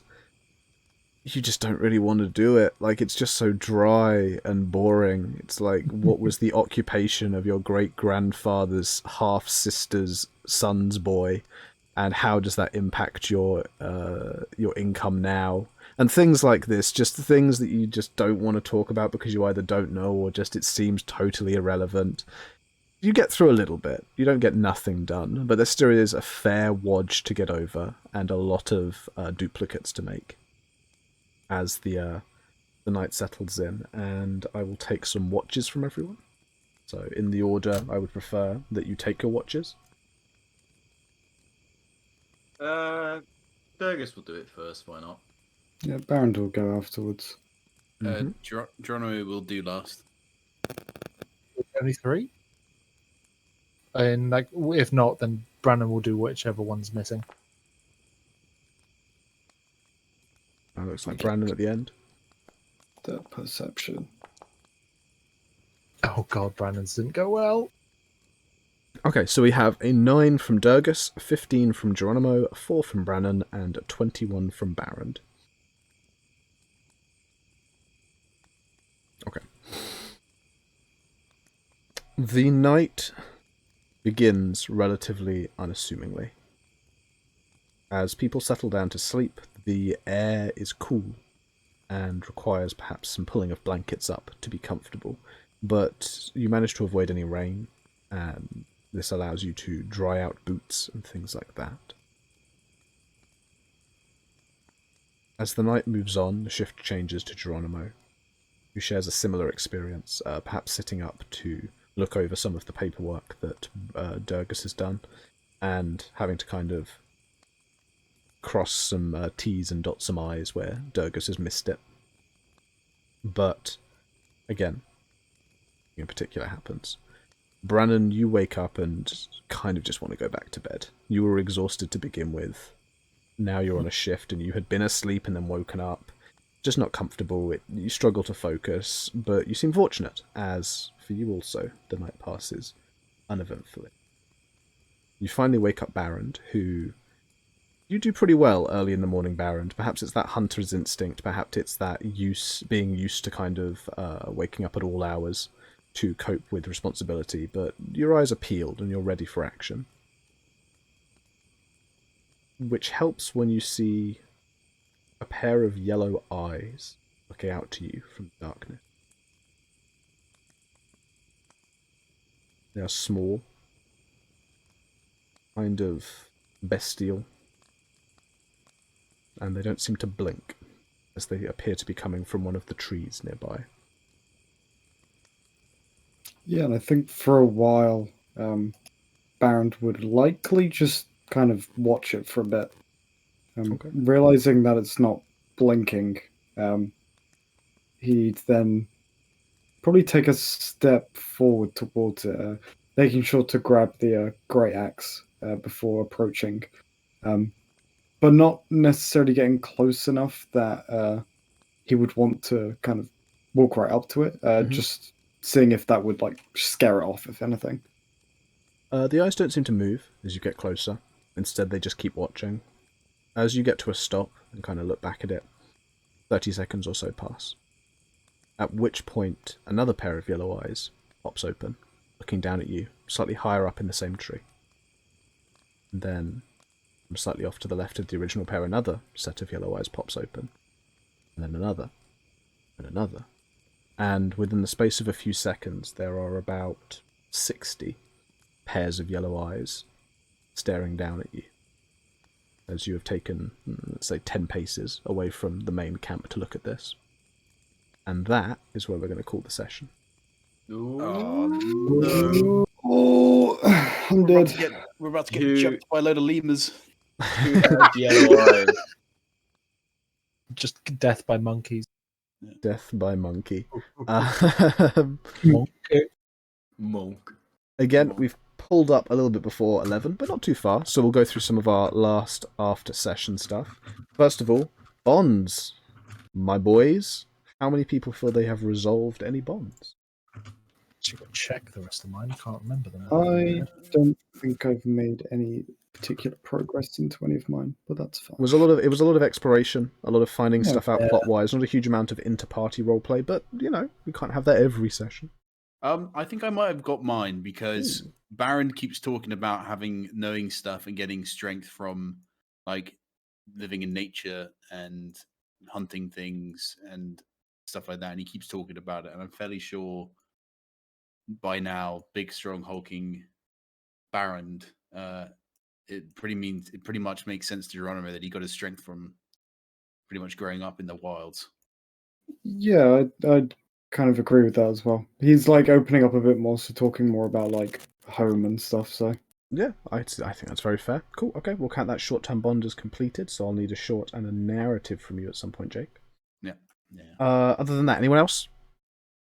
I need to give you a new short term. Actually, my Matara one I think was done last session. Let me take. Yeah, I think it was. I need to think. I may change my long term as well. It depends how things go. But See what you think. Come up with a short term and see what you think about the long term at the same time, and we can sort that out before next session. But I'm happy with the Natara one because yes, you did do that last week. Okay, so we have some gaps in bonds. We'll get those filled out in our own time. And get that updated for all of the artworks. Also, additionally, it didn't really come up this session at all, but the party did level up to level 4 at the end of last session. We just kind of didn't announce it. I had to be reminded because I was very tired. But we'll also get ourselves updated for that because whilst most of our party stuck within their single class, I know our wizard did pick up a multi-class into rogue now. Yeah. Yep. I'm a speedy boy. Absolutely. So we're seeing some specialization. We're seeing some advancement here, but the party is now level 4, so we'll get all of that updated so people can see any changes that might have come about. We'll update our bonds so that on the Be Right Back screen we have all of the most current kind of interactions that the players want to explore. And I think that's just about it. Who did the artwork of the characters? I'd love to check them out. We have a link down below. It is a specific. I can't see it in mod view. It's Let me that's one on the credits. It's in the credits. It's a woman by the name of Vittoria, I believe her name was. But she's also down as Bone Dust. That's like her tag. Vittoria Pompolani. She is also down as Bone Dust. There's a link for how you can get commissions and stuff. We found it on a Reddit page as an advert, with a link to basically her collection, and we thought the art was super, super cool. We loved the style. The prices we paid, because we got a group commission, is we paid €40 per each piece of artwork. So we got 6 pieces done. And we obviously got permission to use it for all of this. They were super lovely. They were really quick in getting back to us. Like the speed in which they got this artwork back, they were open to loads of changes, the colouring and stuff. That we basically got to say in everything, and we produced kind of all of the inspirations, and then we got back this, and I know certainly from everything I've heard, we are in love with our artwork. So we've already agreed that we're going to go with them again. So yeah, absolutely, pretty good. Yeah, no, really happy. If you are looking for commissions, if you're looking for artwork for anything to do with D&D, I think it was pretty much most of the artwork was D&D related, though there was some other stuff that was just kind of general commissions. But if you're looking really fantasy, then 100% recommend them. Go hit them up. They're €50 if you get a single piece. But honestly, compared to the price of other artists for similar kind of standards, it's really well priced. So yeah, 100% go look them up. Fantastic artist. And we have a link down below. Additionally, down below, we have a link to the Discord, if you want to join that. And we also have our link to our YouTube, if you want to catch up on any of the episodes and see where we have come from. Some of them stay on Twitch, but Twitch is a bit funny with us because we're not an affiliate yet. Shock and horror. But we do have YouTube where we upload all of the VODs so you can see them afterwards or watch them again, because I know I like listening to it again because I just really like the sound of my own voice. Yes, to quote someone from last time, your voice is hot and sexy. Dude, it's what I want to hear. It's all I ever want to hear. Before we go, though, we are going to go and raid someone else because we've been very lucky to have been raided by other people in the kind of D&D community before a couple of times. And, sharing that love, spreading that good feeling is always a bit of fun. So if we could just drop in, say a few hellos, up some viewership and some other people, that'd be some fun. So I'm just going to click on Let's Quest. Are they still going or are they closing? Let's see what they're doing. We can visit them anyway. We could. What are they doing at the moment? Pass the level on. Oh, I see. I don't want to go in there because they never want to be able to hear it. Are they like going? I'll check. Yeah, you check what they're doing, because if they're literally closing out, then they're about to raid someone anyway. So I prefer to go to someone that. They're just still talking.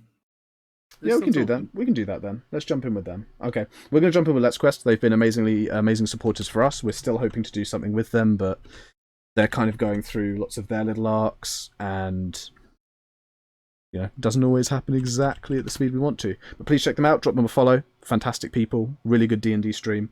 And we hope to see you all next week. Okay? Okay. Bye. Bye. Thanks for tuning in. Bye.